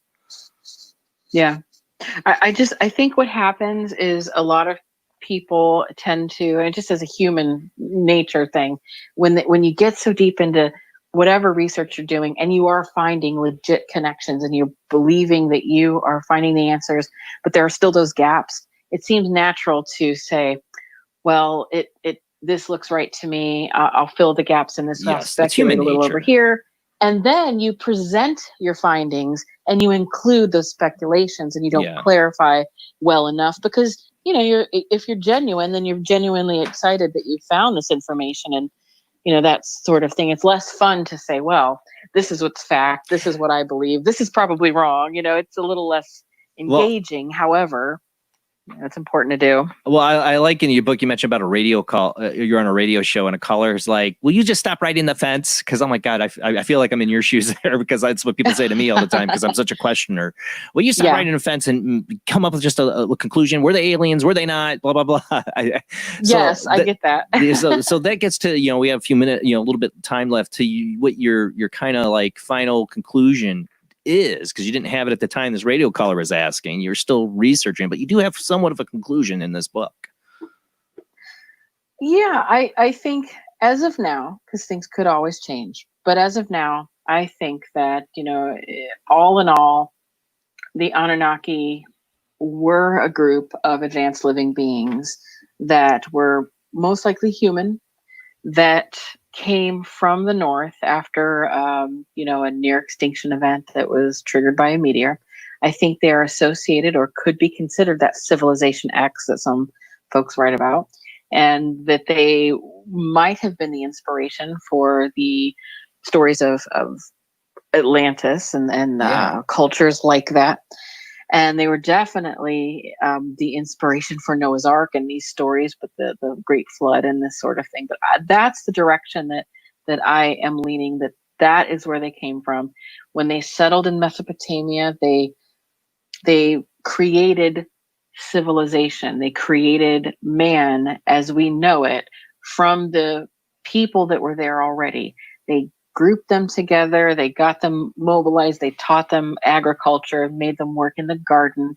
They laid a foundation for the Abrahamic religions and all of the things that we believe today, for good and bad, and that they established a modern world that we can recognize now, because they basically laid out that framework.